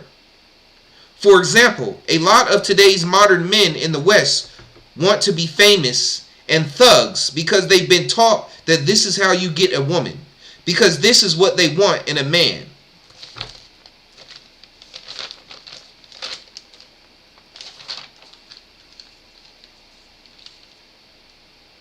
Hold on, give me a second. Just making sure.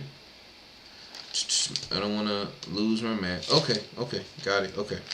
Verse 11 states, again, nevertheless, is the man without the woman, neither the woman without the man in Yahuwah, which I now refer to Genesis chapter 3, verse 16.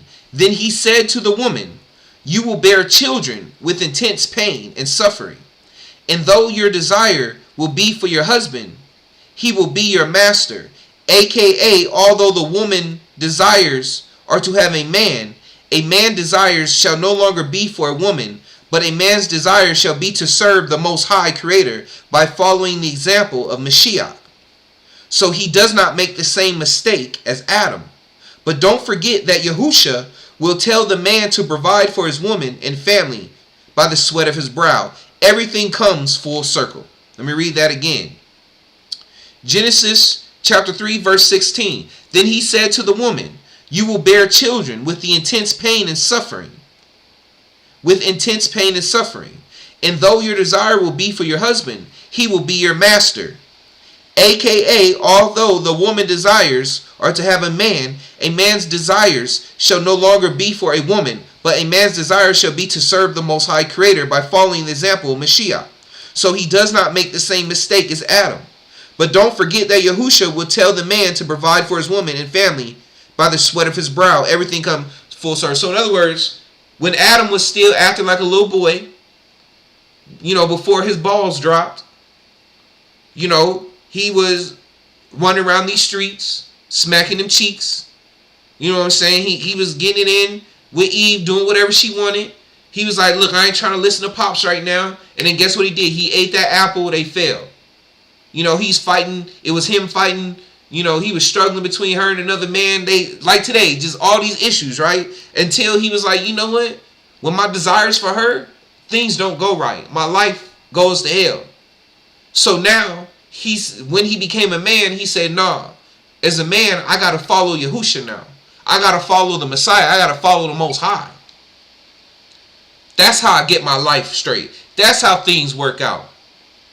Because when my desire was her, and I was ignoring the Most High, where we end up? We ended out here in the street. Without with only the shirt on our backs. Got kicked out of our house. Couldn't pay the bills no more.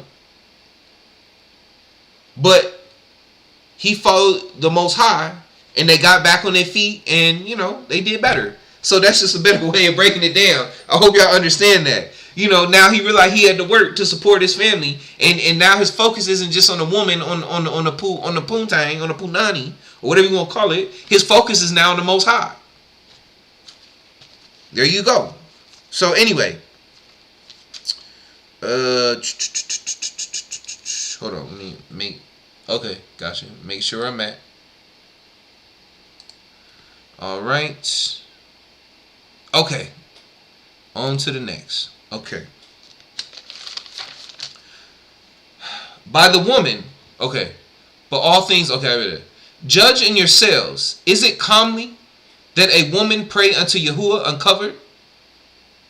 Does not even nature itself teach you that if a man have long hair, it is a shame unto him?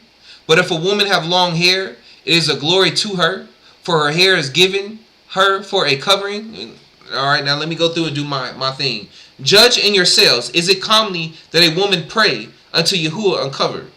Remember, you got to look at this at the sentence and the words that are used. Judge in yourselves. Is it comely that a woman pray unto Yahuwah uncovered?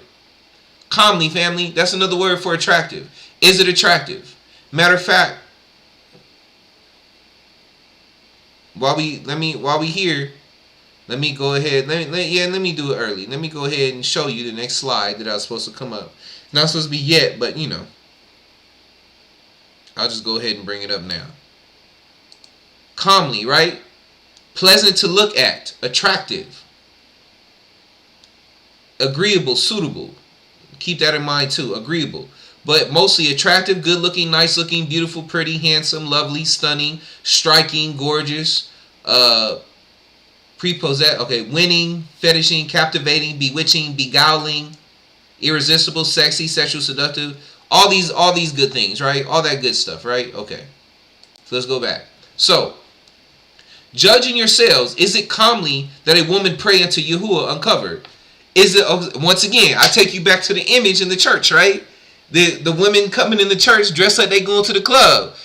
And they do altar call. She walking up there in them tight dresses, look like she about to bust out it, or she just sitting there, you know, with her Bible, or she standing up clapping her hands, doing praise and worship, and all them curvy. Hell yeah, they look good. And especially, and remember, what does it say? Uncovered, right? Especially if you know she's single. But even the ones who you know are married, but they still in there, and their husbands, remember, not acting like Adam. Not saying that while they wives in there and dressed like they going to the club. And I guarantee you, cause look, I did it. A lot of us do. We both sitting there with the men sitting there like, dang, Sister Jenkins, hey, she in there looking good today, boy. Woo, she look good, boy. Forgive me, more, but dang, she looked good, boy. Ooh, you know what I'm saying? Come on, family. So, judging yourselves, is it comedy? Is it hell yeah? These bras in here looking good, boy.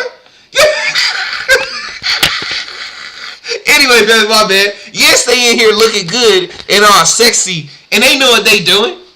And what do? They distracting us from listening to the word. They distracting us from learning because they ain't here looking all delicious and stuff. That's what he said. Is it comely that a woman praying to Yahuwah uncovered? I mean, yeah. Should she look? Yes, it shouldn't be. Well, I mean, I'm not saying it shouldn't be, but yes. Uncovered, remember, uncovered, I mean, on one end, yes, it means physically uncovered, not having a veil.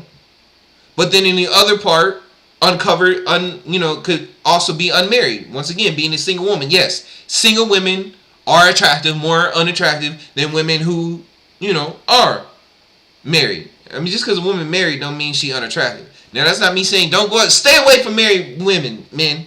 I'm just trying to explain to y'all what this is talking about, okay? Does not even nature itself teach you that, okay, so anyway, judging yourselves, is it comely that a woman pray unto Yahuwah uncovered? We hit that. Does not even nature itself teach you that if a man have long hair, it is a shame unto him? Honestly, family, that's a straight up opinion. But also right here, this is talking about. Remember, it's saying that long hair is for a woman to attract a man. So this has honestly got kind of low-key vibes of saying a man getting into homosexuality.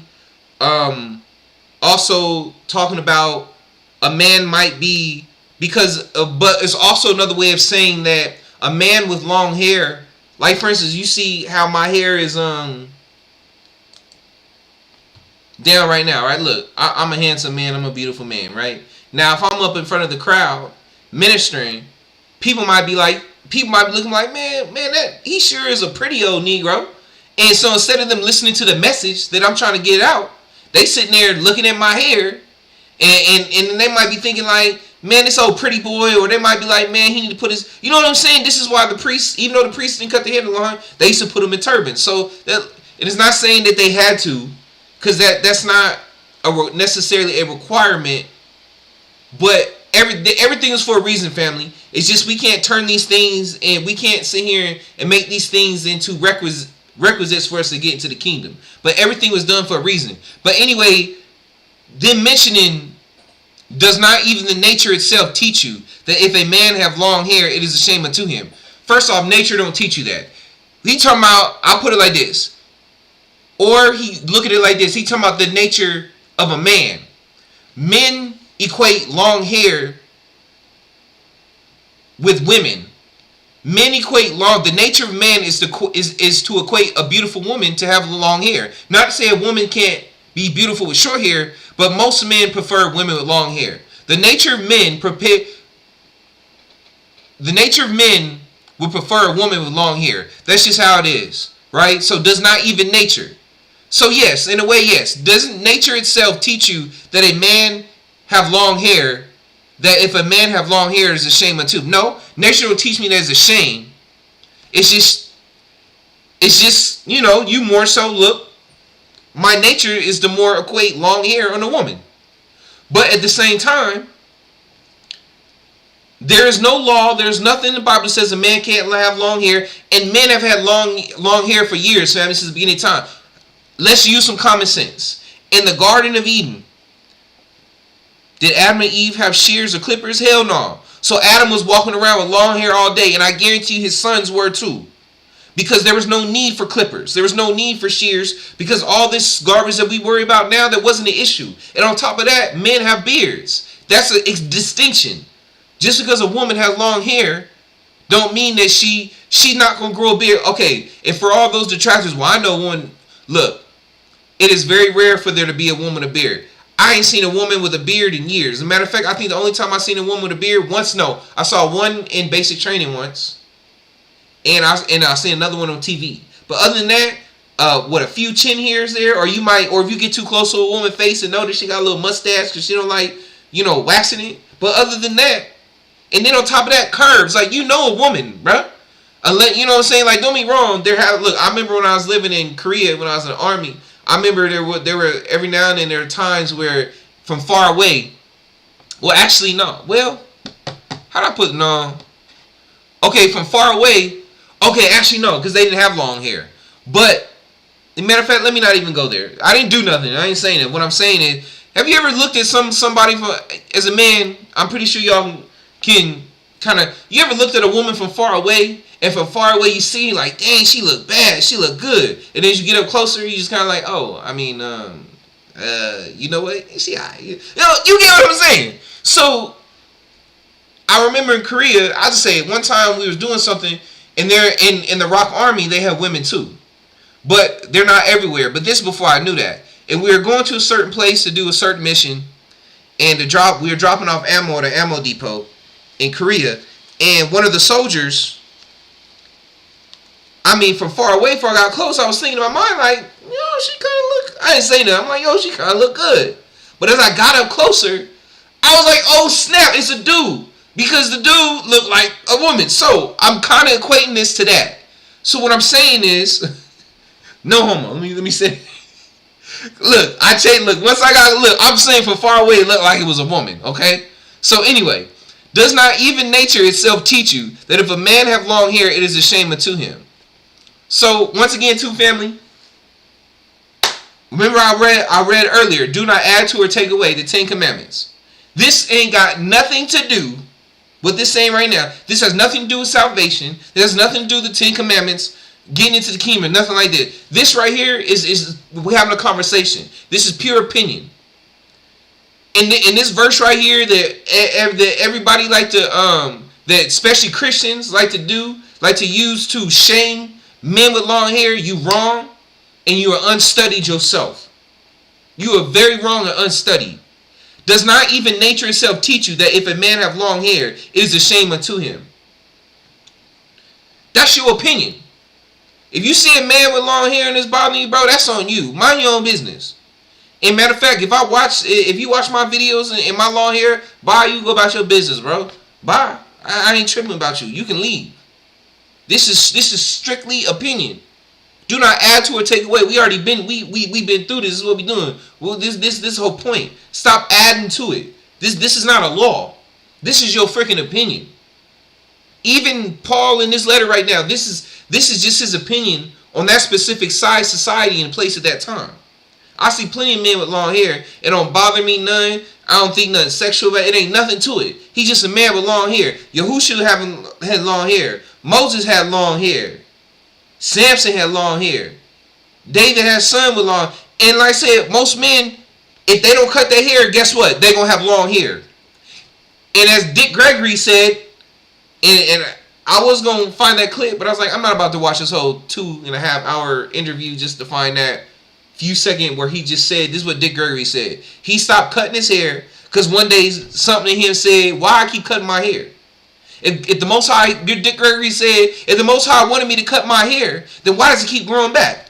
Think about it, family. And I never thought about it. And it hit me so profound the moment. I was like, he got a good point. If the Most High didn't want me to cut my hair, then why does it not grow back?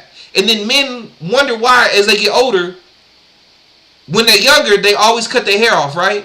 They always messing their hair up. They don't take care of it, cutting it off, shaving. And then when they get older, they start balding and what? And then they start messing their hair. Oh, I wish my hair grew, this and that. But you didn't appreciate it when you had it. A lot of times, family, I do believe as men get older, a punishment for the Most High for them not having is because they cut their hair off. Going all the way back to Samson. You didn't appreciate your hair all your life. You didn't care about it. You kept saying it was gay for a man to have this and judging. And then now all of a sudden, now you start balding and losing your hair. And now you wish you had hair, right? Nope, too late. You ain't got your hair no more. You keep shaving every day. You keep cutting it off and saying it's ugly. You don't want it. Nah, you can't have it. Understand, family, the Most High, stuff that you don't appreciate, as they say, you don't really know how good you had it, or you don't miss something until it's gone and you don't have it no more. And men just in this world, they don't appreciate or love to hear until it stopped growing, until they don't have it no more. Is it commonly that a woman praying to Yahuwah uncovered? Does not even nature itself teach you that if a man have long hair, it is a shame unto him? But if a woman have long hair, it is a glory to her, for her hair is given to her for a covering. Remember, for her hair is given to her for a covering. Not like a literal covering, family. Covering, remember we talking about what is an uncovered woman? It means she's not married. So her covering means she's married. For her hair is given her for a covering. In other words, family, remember what it was saying? What did it say? Is it commonly that a woman praying to you? Okay. In other words, remember it's saying that a woman's hair is her beauty, as we was reading earlier. Hold on, let me go back. The woman had power on her head because of, hold on. But the woman for the man for the cause hold on.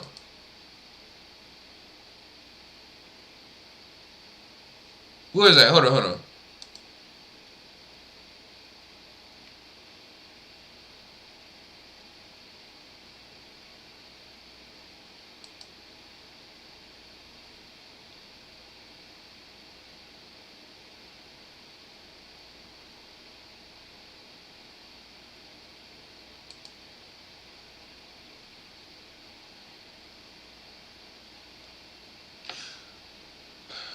Anyway, family, so what it's saying here, hold on. For her hair is given her for a covering. Because it's talking about the beauty of her hair, family. Men think women with long hair are beautiful. Oh, is it commonly that a woman praying to Yahuwah covered? Does not even nature itself teach you that a man have long hair is a shame unto him? Is it commonly that a woman pray? Remember, commonly means beauty, right? And then it's talking about praying to Yahuwah covered. Like I said, there's the physical part. It's talking about her being covered without a veil, short of hair. Remember we read that a woman's hair is almost like her private parts, right? But also it's talking about unmarried. It said two sides to this sword. Remember it said that the word of the Most High is like a sword with two-edged sword. Remember there's two sides. There's the meaning, surface level meaning, and the meaning under the surface, right? But if a woman have long hair, it is a glory to her, for her hair is given her for a covering. Family is talking about the beauty, like it's saying, does not even the nature itself teach you that if a man have long hair, it is a shame unto him? And remember I said, family, the nature of a man is to equate long hair to a woman in her beauty and attracts her. So, for her hair is given to her for a covering. So what it's saying is, a woman's hair attracts a husband who becomes her covering. Remember, family, I explained to you, an uncovered woman is another word for a woman who isn't married. But when she gets married, she is what? She's covered by the man who follows Yahusha, because the head of the man is Yahusha the Messiah, because the head of the man is the Messiah, and the Messiah follows who? Yahuwah. Right? So, goes downhill. That's what it's saying. For her hair is given her for a covering. It is a glory to, but if a woman have long hair, it is a glory to her. For her hair is given her for a covering. In other words, her hair attracts a husband. And hopefully he's a righteous man. Because your hair can also attract a man who ain't about nothing either. Anyway. But let me go ahead and start reading. Hold on. Yeah, okay. Now let me, I've been on this a minute. So let me go ahead and start reading my synopsis for this. My personal synopsis or my side notes. Okay, so verse 13 states, family, I hope y'all, stay to the end, especially for when I read in the sealed portion, because I got some good points in the sealed portion to read to y'all, about this hair thing. So I hope there's some good, interesting. I want to read to y'all what the sealed portion says about hair, family. Verse 13 states, is it comely that a woman pray unto Yahuwah uncovered? Comely being another word for, verse 13 states, is it comely that a woman pray unto Yahuwah uncovered? Comely being another word for attractive. And we've already established that uncovered means unmarried, single woman, or a woman in sin not living righteously by following the commandments. The question being posed here once again is if it is proper for a woman to praise and prophesy before the congregation if she is unmarried and or without a literal head covering because of her creator given beauty that naturally attracts and distracts men from the message being put forth to the congregation, especially if she is single and beautiful, because men will be more worried about getting her than the message. Let me read that again.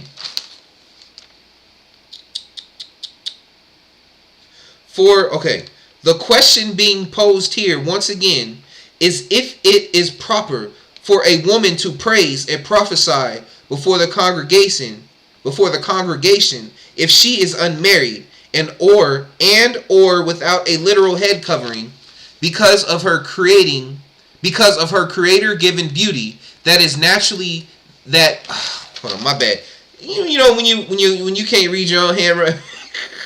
The question being posed here once again is if it is proper for a woman to praise and prophesy before the congregation if she is unmarried and or without a literal head covering because of her creator given beauty that naturally attracts and distracts men from the message being put forth to the congregation, especially if she is single and beautiful, because men will be more worried about getting her than the message. Now, and I want to say this to my sisters. For my sisters to be like, oh, well, the man need to just have some discipline inside.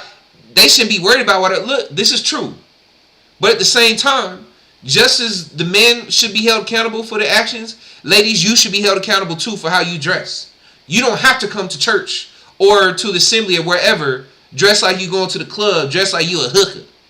That's on you too. You supposed, especially if you call yourself a righteous woman, a woman of the Most High, you supposed to be disciplined to know how to dress and to know how the way you dress, especially if you a shape, you want to be. Look, if you want to do that wherever, matter of fact, I'm not even gonna tell you, because if you're a righteous woman, you shouldn't be doing that no time, especially if you got a husband. I don't care if nobody say, ain't nobody telling you to go around. You got to be all covered up like the women in Iran that have a face veil. It's not even saying, but it's like common sense of everything. Like y'all always jump to, oh, you want me to dress like a nun? Ain't nobody saying that. I'm telling you, you don't need to be walking out here in no booty cheeks, which literally your cheek hanging out, and I can almost see your vagina because your pants are so high up. That's what I'm talking about. And you married? Get up out my face, man. Anyway, let me stop. I don't need okay. But anyway, let me go back once again. Remember, calmly, pleasant, attractive. The word calmly. Remember that? Okay. Remember we went over there, tantalizing, ravishing. What is it? Erotic, arousing. Look at that. Luscious, lush. You know what I'm saying? Tasty, hot. Ooh. Knockout. Drop dead gorgeous. Out of this world. Easy and out. Come on, family. All these words. Come on now. Y'all know what you doing out here looking all good and delicious. Look Forgive me, Moses. Anyway, I'm kidding. Look, as where man shouldn't be lusting, should cut off his own arm. Look, I'm being funny, family. I ain't out here tripping like that. I mean, I am a man, but don't get me wrong. Look, I'm actually very disciplined now when it comes. Anyway, let's get back to. I ain't out here sleeping around. I would say that. I think it's been about 7 years now since I done got me some nookie. Look, and I'm not mad about it. Look, the Most High told me one day, and I think I told him, he said, Negro, if you don't stop, you're going to, even though I don't believe in hell no more, but at the time, because of my thought of believing it, look, at the end of the day, regardless of me not believing in hell, I believe in hell now.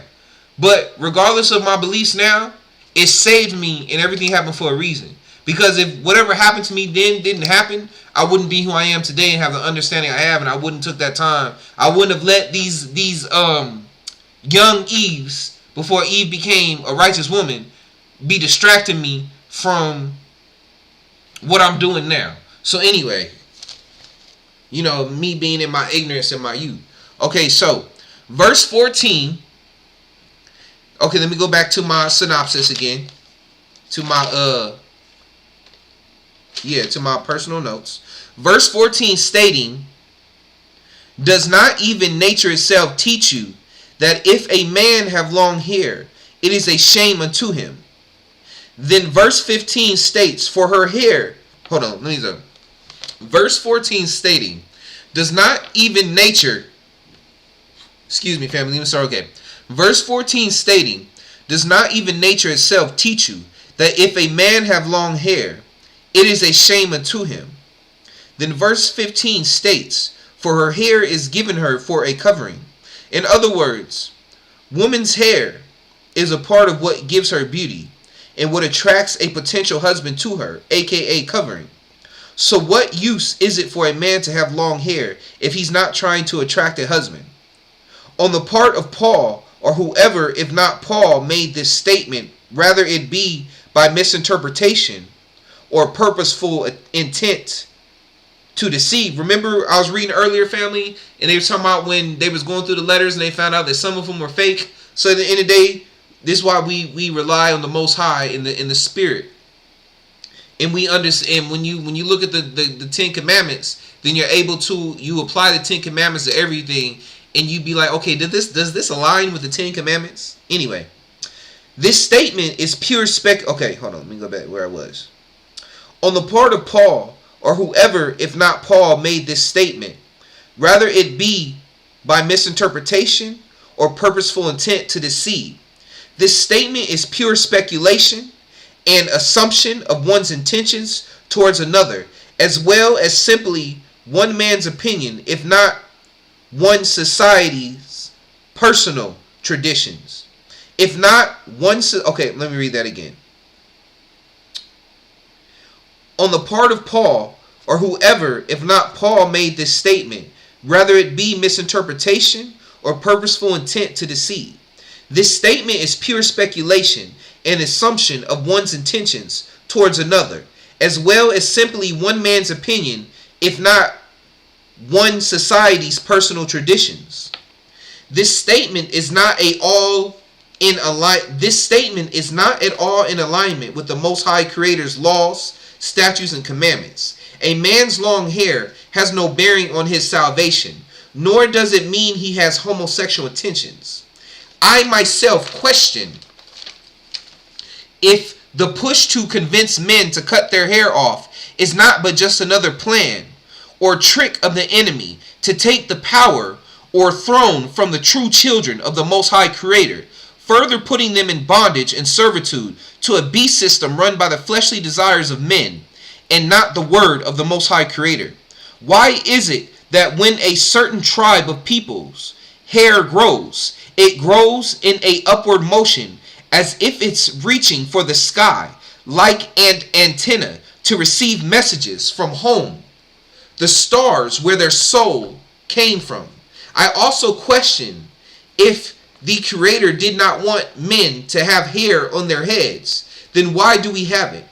Why did the Creator not tell Adam, Moses, or Yahusha to tell the people to cut their hair? Why was this not a problem until Paul mentions it? When Adam was alive, Did the Most High give him scissors or clippers to cut his hair? Where in the 10 Commandments or Moses' regulations on how to run a nation did it say that men should and have to cut their hair? Because it is an abomination to have the very hair that the Most High gave them. Turn to... Oh, my bad. Okay, so anyway, but yeah, okay, hold on, so also another thing, family, I also firmly believe that, because remember, go back to Samson, right? I think it even talks about Samuel having long hair.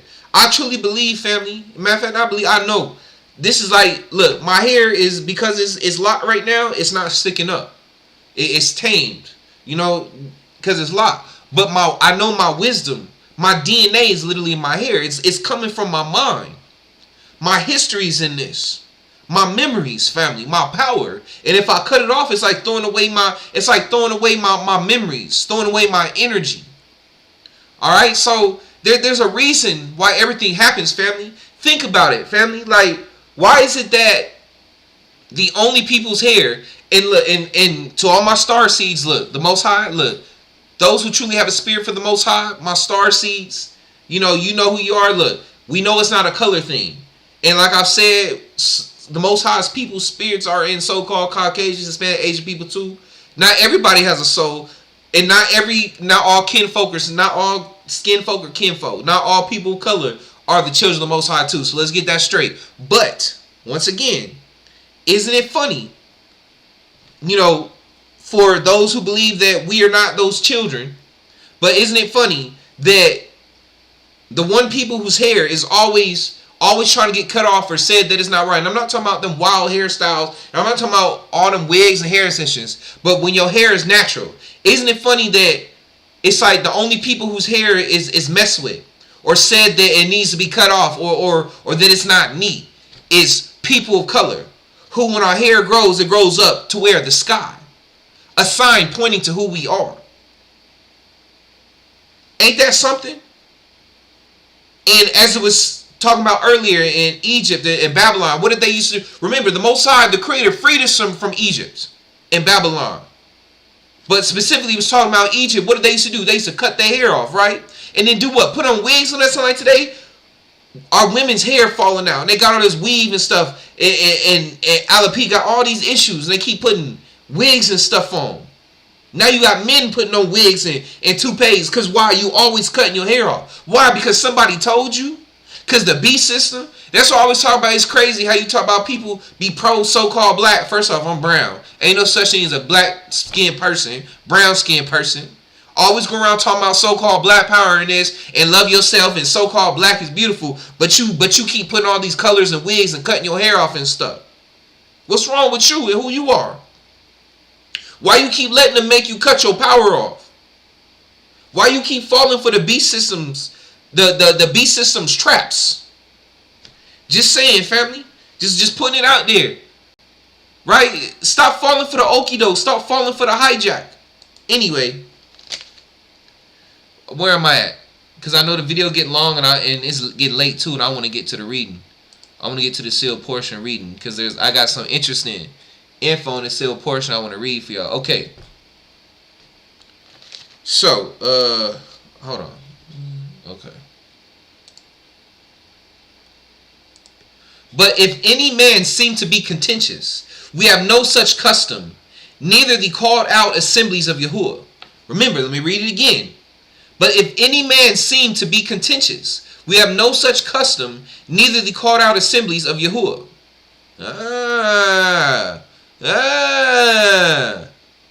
Right? Not no custom. This ain't no custom, family. Out here tripping on stuff. Anyway, hold on. Read.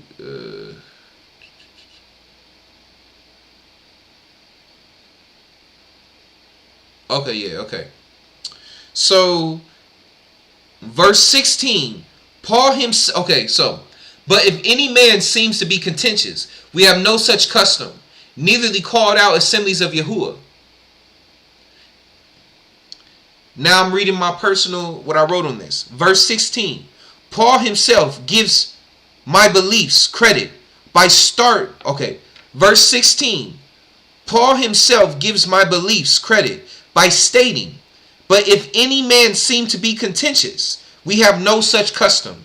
This is not a custom, family. This is not something that anybody should be pushing on you, telling you to cut your hair off. This is not a custom. This is not part of the 10 Commandments. This is what I showed y'all earlier. Do not add to or take away from. Everything is adding to or everything in the Bible is adding to the 10 Commandments. Period. The 10 Commandments were not written on a book or paper. They were written on 2 tablets. So we have added to that. We have added so much. It's not saying that we cannot use these writings to glean understanding from, but look at the confusion it's caused by adding these things to the 10 Commandments, and now we confused about what is God's law. God's law was simply right there. Part of them being do not steal, kill, murder, and commit adultery, and all these, right? But we keep adding man's tradition to them as if that's what God told us to do, when that is just what man chose to do with the free will that the Creator gave us to do. And we keep making these things in the law, talking about, oh, Moses, there's actually 250 something or whatever law. No, there isn't. There's only 10 laws. Those are just the laws that were used at the time to run the nation of Israel in the land that they had. That was the Constitution. And we cannot take that and say that it's the Most High's laws that you have. You don't have to do nothing. Matter of fact, you don't even have to follow the 10 Commandments if you don't want to. It's all a choice, family. Now, I'm not telling nobody not to, because I'm going to follow them. But once again, remember, the laws and prophets all turn to what the 10 Commandments. My seat I wear. I don't even have to wear this. Remember, everything's free will, but I do wear it. I like wearing it. I wear it because it's my choice to wear it. Just like a woman in a veil, it's her choice. But what is the point of wearing a ZC? Why? Because these tassels are supposed to remind you of the 10 Commandments. Everything we do, family, the holidays, everything does what? Remind us of the 10 Commandments. Until we can have it in our hearts, sealed in our hearts. And we also wear this not only for ourselves, but for others. So when others see it, and they might come up to it like the Bible says, when other nations see us and see how blessed us they'll come up and ask us, what God do we serve?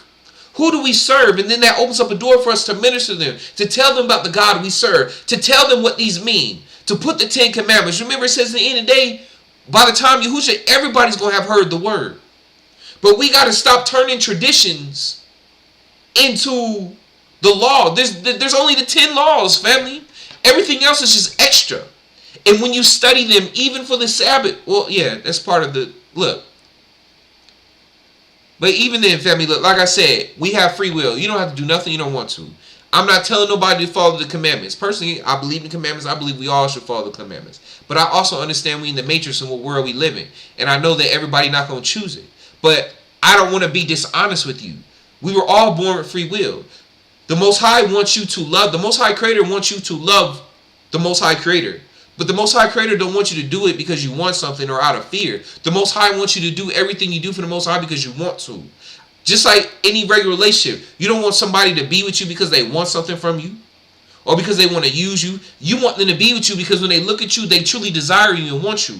As above, so below. It's the same thing. The Most High don't want you because you always want something. The Most High wants you to want the Most High because you want the Most High. I do this and wear this because I choose to wear it. Not because somebody made me to. And then when I wear it, I'm also an example for my Creator, for my father, for my mother, whatever term I want to use in heaven. All right? So, anyway, let's keep going. Where am I at right now? Okay, yeah, here we go. Going to the slideshow present. Okay, that's all of my notes. So now we're going to get in some reading and stuff, family. I know, look, stick with me, family. I got some good information. Slide 18. Okay, so, hold on.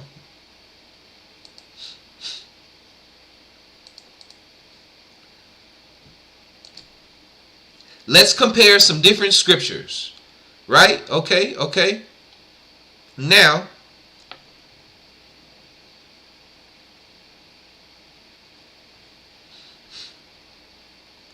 I want to compare some different scriptures to y'all real quick, family. Hold on, give Give me a second. Oh, wait. Hold on. I didn't even, I still had it on me. Okay. Let's compare some different scriptures.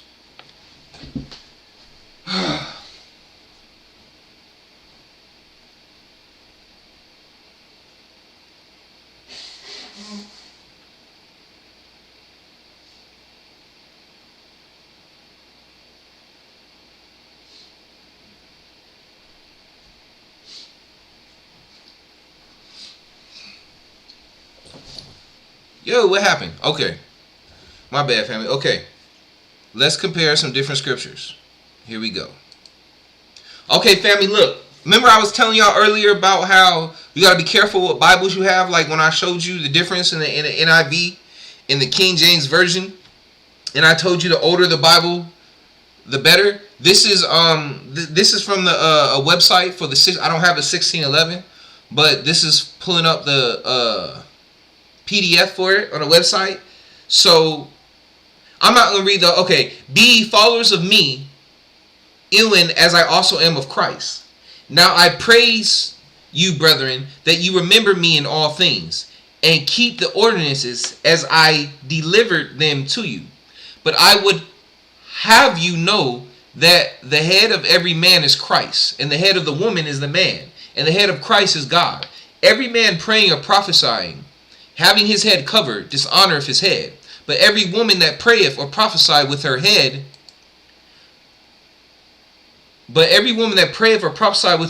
uncovered, dishonoreth her head.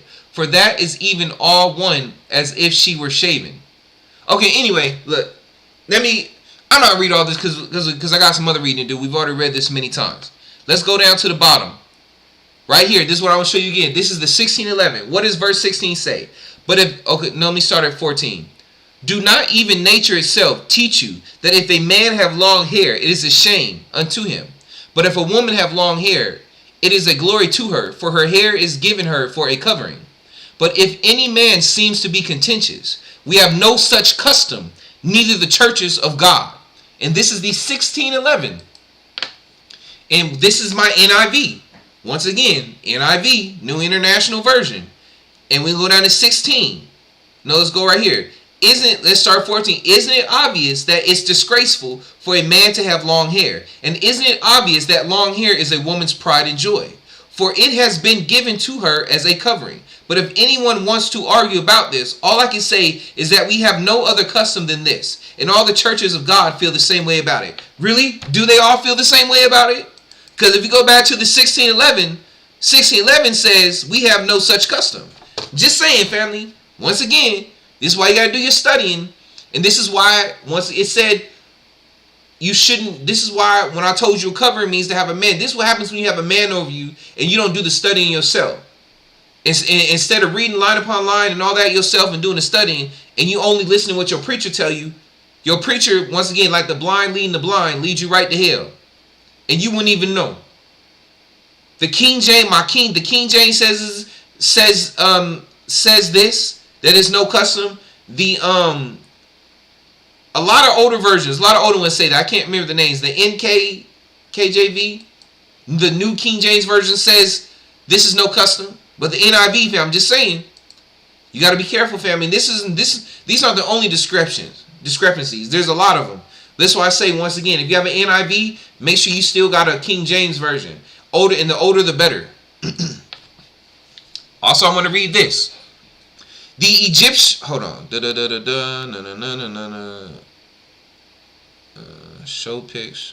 Get off my, okay, yeah, okay. Okay.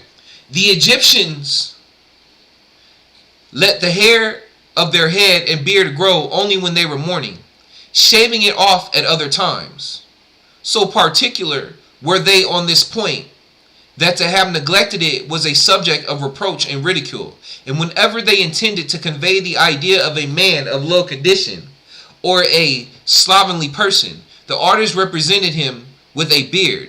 Joseph shaved himself before going into Pharaoh. And remember, where did the Most High free us from? From Egypt. And remember, the Egyptians, after the certain Pharaoh died, remember, they didn't like the Hebrews. and they treated them wrong. So, and then remember, there are images, and I have one. Matter of fact, let me pull it up. Images of Hebrews in Egypt.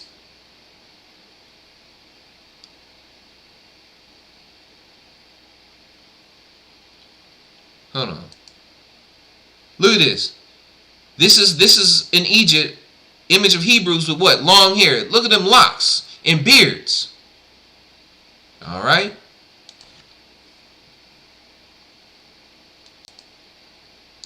The Most High freed us from Egypt, family. What did I say? Why they want us to cut our hair off so bad? Why?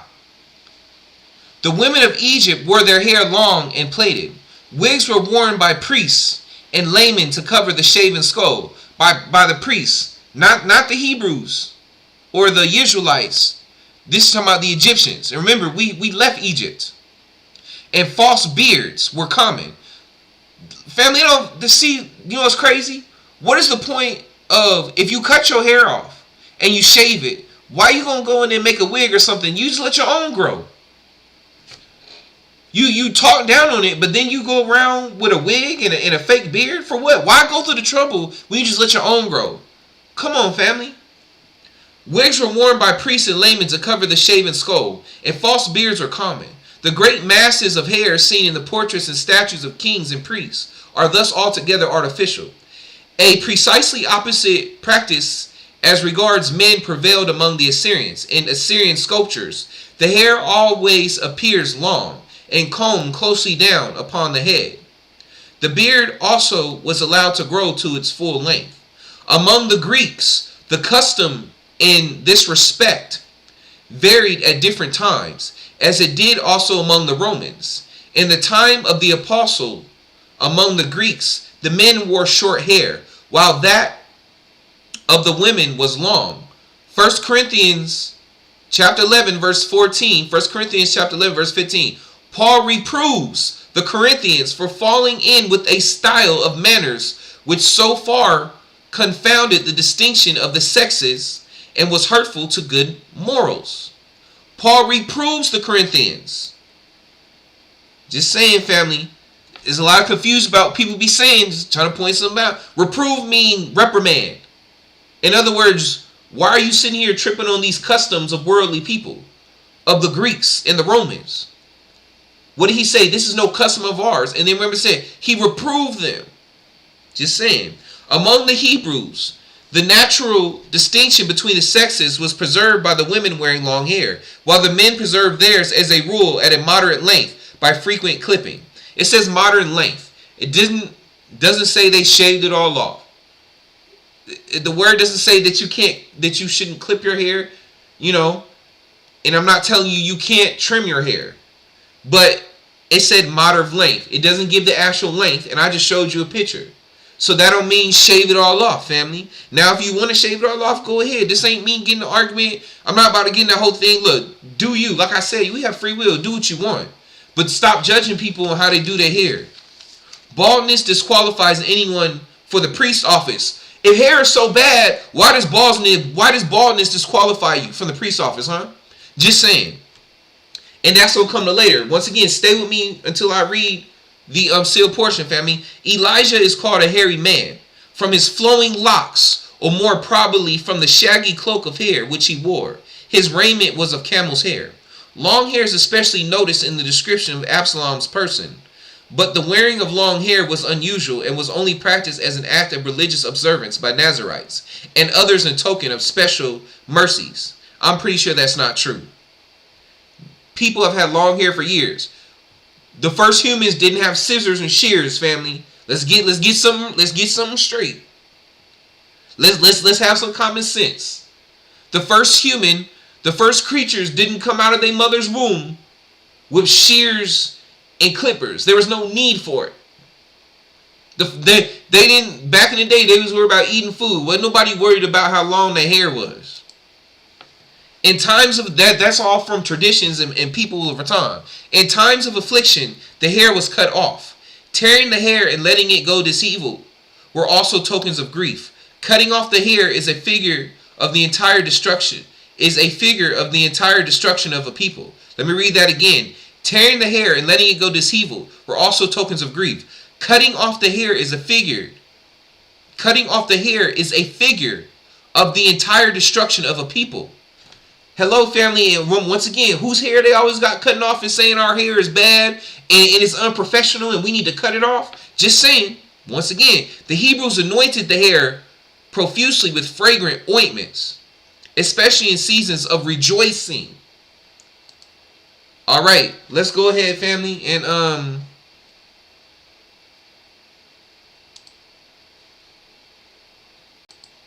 we about done, family. But just bear with me while I read this. Look, I got some good information though in this sealed portion reading for hair. So just bear with me. I'm gonna read the whole chapter. I mean, well, not the whole chapter, but I'm only going to verse 47. No, 46. So let's go ahead, family. Let's go. Let's do this. Let's do this. All right. Let's get into this reading. Okay. Chapter 91 of the sealed portion. Hope plus faith equals good works, and is the formula set forth for righteousness and happiness. The reasons why people commit crimes against humanity are explained. The form of government that will be upon the earth during the millennium is introduced. The exalted shall be abased, and the abased shall be exalted. Latter-day humans are encouraged to set their governments up according to the government of heaven. And now, my brothers and sisters, if there existeth hope among you in abundance, then there shall also be an exceedingly strong faith. Hold on. Dang, I didn't have this. Oh, man, I know. I hope y'all can hear me, man. Dang, I know y'all can hear me. And now, my brothers and sisters, if there existeth hope among you in abundance, then there shall also be an exceedingly strong faith. And now, my brothers and sisters, if there existeth hope among you in abundance, then there shall also be exceedingly strong faith in that which have created this hope. Therefore, if it is a government that perpetuateth and give unto a man this hope, then this man will have faith in this government and support it, and if necessary, give his life for it. And now the government of men are led by leaders who speak flattering words of hope unto the people. And because of their words of flattery and promises of hope, they deceive the people and manipulate them into believing that the hope that they promise the people with their flattery will be to fruition. But when the hope in which the people have placed their trust is not realized, then the people do not have faith in their government and do not support it. And when the people do not support it, the government shall fail. Therefore, the most important thing to a man is his hope, which bringeth to him the faith that causeth his works. And now, a government that expected the people to support it and trust in it should be able to guarantee the people that for which they hope. Nevertheless, there have been no government upon the face of the earth since the beginning of the accounted history of man that have given all the people that for which they hope. Yea, it is true that the governments of men have provided an opportunity for the few who are rich and who hold power over the poor to realize the hope that bringeth joy to them.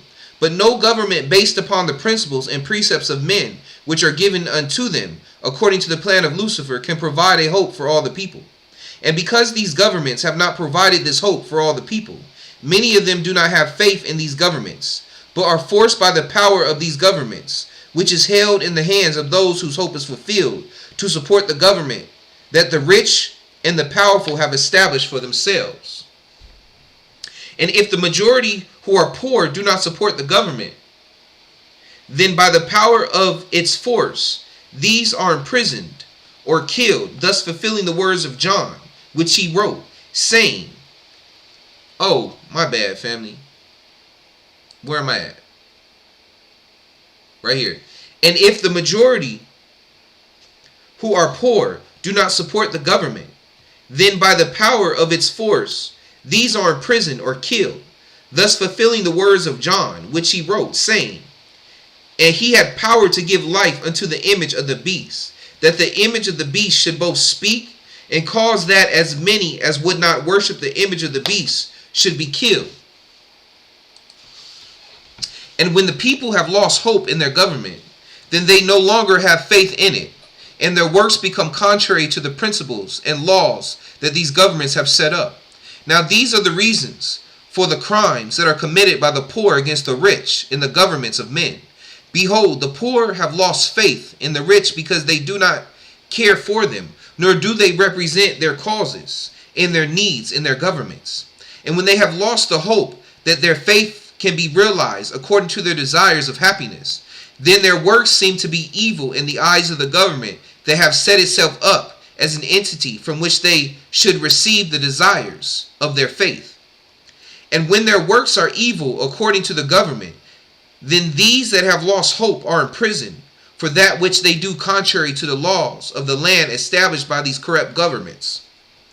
And it shall come to pass that when the Lord cometh upon the earth, he shall throw down all the governments of men, which have made empty promises by flattering words of their leaders. And he shall establish his government, which shall guarantee unto all the fulfillment of the hope of all their desires. And this hope is that we might be happy in the state of existence in which we have been placed by God, our heavenly Father.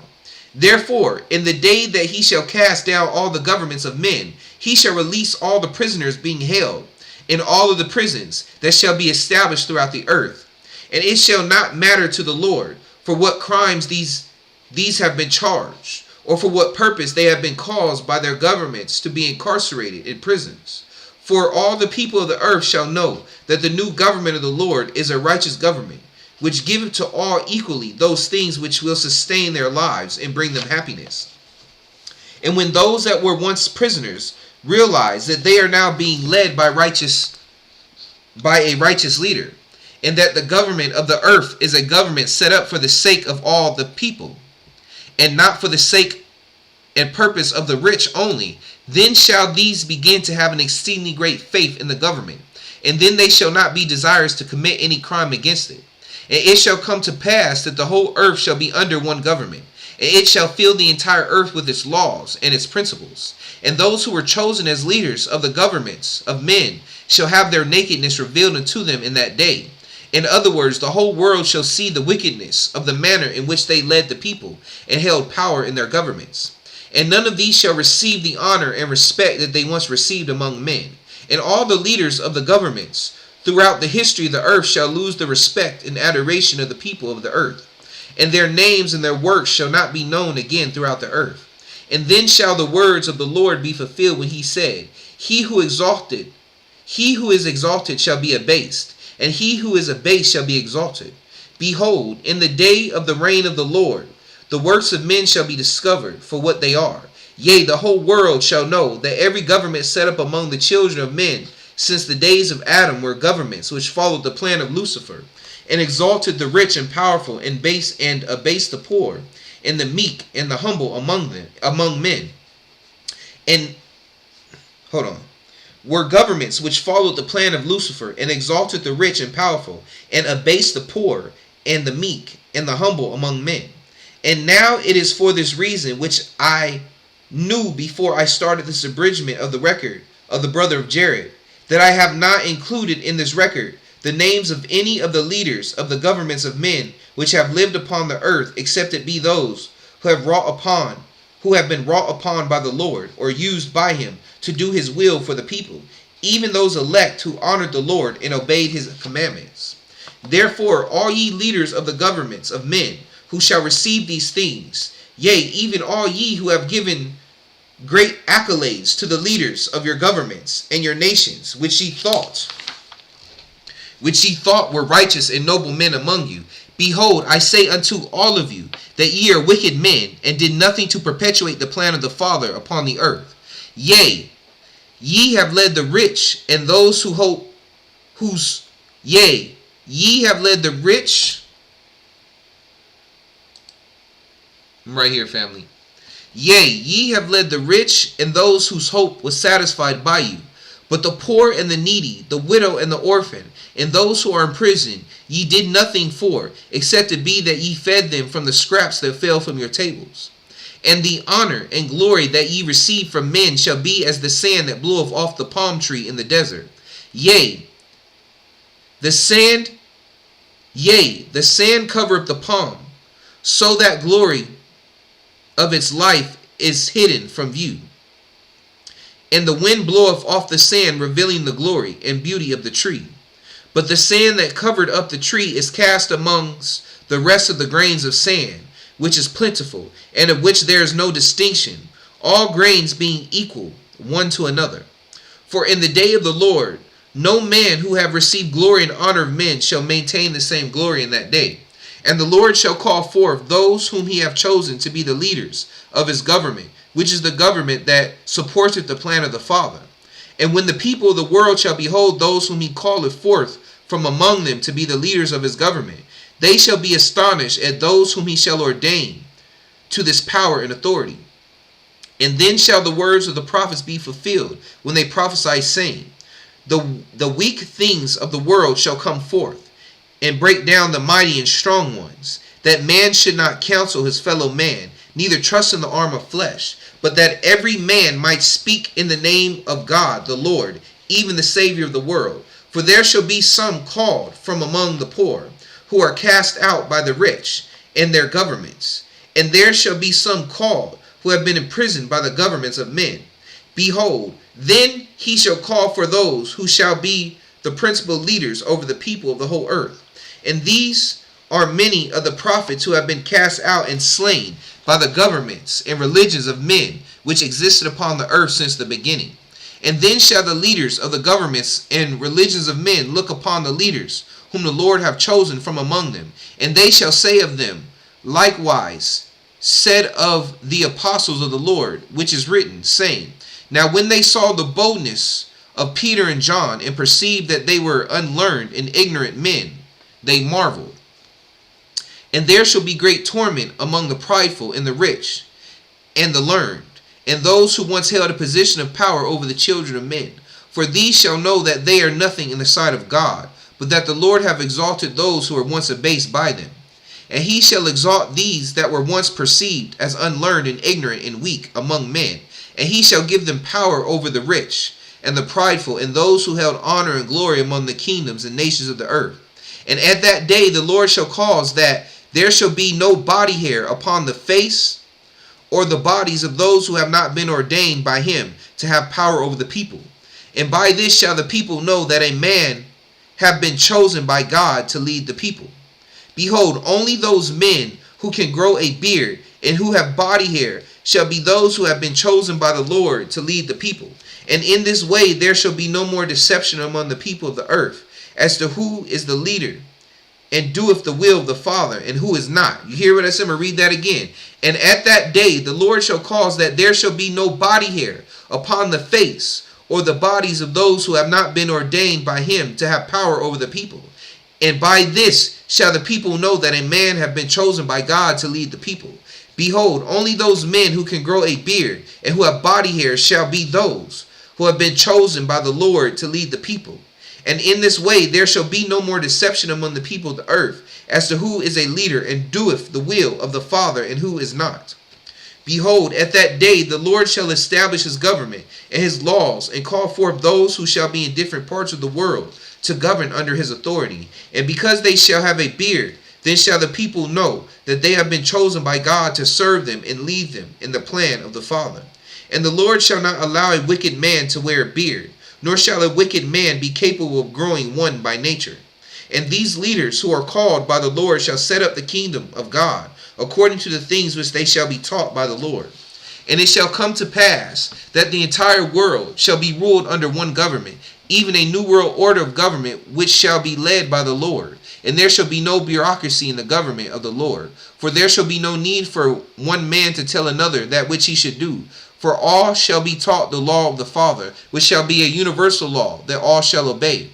And the reasons why all shall obey this law is because it is a righteous law, which was given unto the people by the Lord, who shall come to the earth in all the glory and power of the Father. And the people shall know that his law is a righteous law, because it guaranteeth unto them the fulfillment of their hopes of peace and happiness. And because the people know that it fulfilleth their hopes, then they have exceeding faith in this law. And their faith shall bring forth works which are meet for his law. And if it is a righteous law, then it shall bring forth righteous works. And from the righteous works of all the people of the earth shall peace and happiness reign upon it. Oh, my bad, family. And it shall come to pass that the entire world shall be ruled. Hold on. Well, I read it. Let me just go. I read that. Let me read this part again real quick. And the day the Lord shall cause that there, and at that day the Lord shall cause that there shall be no body hair upon the face or the bodies of those who have not been ordained by him to have power over the people. And by this shall the people know that a man have been chosen by God to lead the people. Behold, only those men who can grow a beard and who have body hair shall be those who have been chosen by the Lord to lead the people.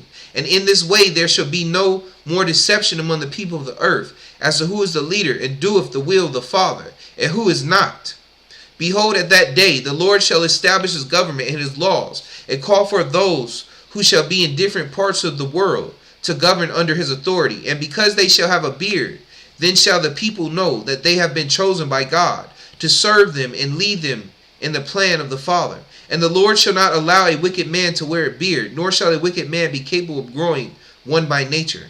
And these leaders who are called by the Lord shall set up the kingdom of God according to the things which they shall be taught by the Lord. I want to go back to the first page real quick. Family, if you want to leave now, you can go. But I want to go back and read just the first page real quick, because I know I didn't, not the first page, but just this part, because I know I didn't have it on the screen when I first started. And now the government of men are led by leaders who speak flattering words of hope unto the people. And because of their words of flattery and promises of hope, they deceive the people and manipulate them into believing that the hope that they promise the people with their flattery will come to fruition. But when the hope in which the people have placed in their trust is not realized, then the people do not have faith in their government and do not support it. And when the people do not support it, the government shall fail. Therefore, the most important thing to a man is his hope, which bringeth to him the faith that causeth his works. And now a government that expecteth the people to support it and trust in it should be able to guarantee the people that for which they hope. Nevertheless, there have been no government upon the face of the earth since the beginning of the accounted history of man that have given all the people that for which they hope. Matter of fact, family, that's where I see we are now. Especially a lot of young men have lost hope, family. A lot of people are losing hope right now because of the way things are going. And this is exactly what the seal portion is talking about right now. This is exactly where we are in time. A lot of people losing hope. They have no faith in the government. It's almost like we don't have no future for a lot of men.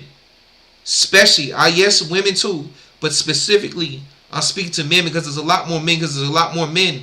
Family, there's a lot more men deleting themselves right now because they don't have no hope. They don't have no hope. And it's like, don't nobody care. And this is where we're at right now. This is where we're getting to. This is signs that we are in, that we truly could be in the true last days. Right before reset or whatever's going to happen. However it looks. Because hope is just gone, family.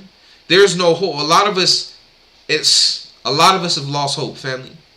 We've lost hope. He's like, and honestly, we need to, because we need to wake up from this beast system. We need to get out of this beast system. We are in the beast system, family. We need to stop accepting this mark. And I'm not talking about the Tang Jews. I'm talking about the mark of this society. Anyway, yeah, it is true that the government of men have provided an opportunity. Yea, it is true that the government of men have provided an opportunity for the few who are rich and who hold power over the poor to realize the hope that bringeth joy to them. But no government based upon the principles and precepts of men which are given unto them, according to the plan of Lucifer, can provide a hope for all the people. And because these governments have not provided this hope for all the people, many of them do not have faith in these governments, but are forced by the power of these governments, which is held in the hands of those whose hope is fulfilled to support the government that the rich and powerful have established for themselves. Alright, family. I'm a finish there. Honestly, I'm done. That's the end. Let me make sure. Yeah, that's the end, family. I hope you enjoyed that. I enjoyed you. But without further ado, I am a healthy, wise, strong, protected, celestial being that is loved by the Most High Creator. I enjoyed you, family. Be blessed. I'll catch you later. Shalom. Look at it. It's 4:44 a.m. and the video is 2 hours and 44 minutes long.